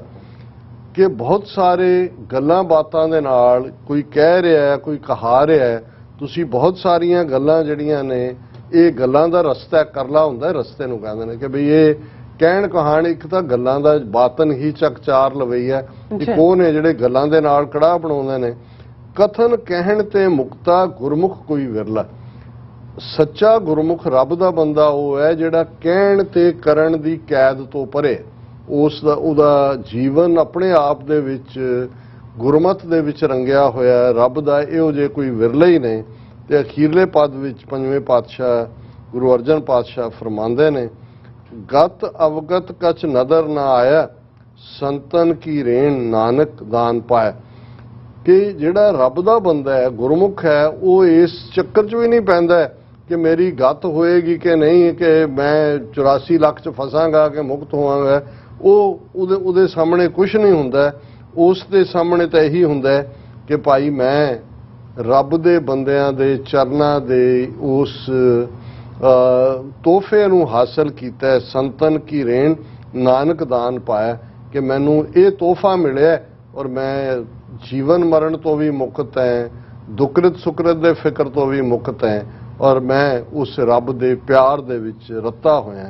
ਇਹ ਅੱਜ ਦਾ ਵਿਚਾਰ ਜੀ। ਡਾਕਟਰ ਸਾਹਿਬ ਤੁਹਾਡਾ ਬਹੁਤ ਬਹੁਤ ਸ਼ੁਕਰੀਆ, ਤੁਸੀਂ ਅੱਜ ਦੇ ਐਮ ਇਸ਼ੂ ਤੇ ਅੱਜ ਦਾ ਵਿਚਾਰ ਸਾਡੇ ਦਰਸ਼ਕਾਂ ਨਾਲ ਸਾਂਝਾ ਕੀਤਾ। ਸੋ ਇਸ ਤਰ੍ਹਾਂ ਆਪਣੀ ਵਿਊਅਰਸ ਕੋਲ ਲੈਣੇ ਇਜਾਜ਼ਤ। ਵਿਊਅਰਸ ਸਾਡੇ ਪ੍ਰੋਗਰਾਮ ਦਾ ਸਮਾਂ ਇੱਥੇ ਸਮਾਪਤ ਹੁੰਦਾ। ਤੁਸੀਂ ਆਪਣੀ ਰਾਏ ਤੇ ਸੁਝਾਅ ਸਾਨੂੰ ਭੇਜਣਾ ਭੁੱਲਣਾ ਸਾਡੇ ਇਸ ਪਤੇ ਤੇ SOSHV ਤੇ ਅਸੀਂ ਆਪਣਾ ਪ੍ਰੋਗਰਾਮ ਲੈ ਕੇ ਫਿਰ ਦੁਬਾਰਾ ਤੁਹਾਡੇ ਰੂਬਰੂ ਹੋਵਾਂਗੇ। ਤਦ ਤੱਕ ਲਈ ਮੈਨੂੰ ਤੇ ਆਪਣਾ ਸੁਣਾ ਗਿਆ ਦੋ ਦੇਖਦੇ ਰਹੋ TV ਬੁਲਾ ਦਿਓ ਫਤਿਹ। ਵਾਹਿਗੁਰੂ ਜੀ ਕਾ ਖਾਲਸਾ, ਵਾਹਿਗੁਰੂ ਜੀ ਕੀ ਫਤਿਹ। ਰੱਬ ਰਾਖਾ।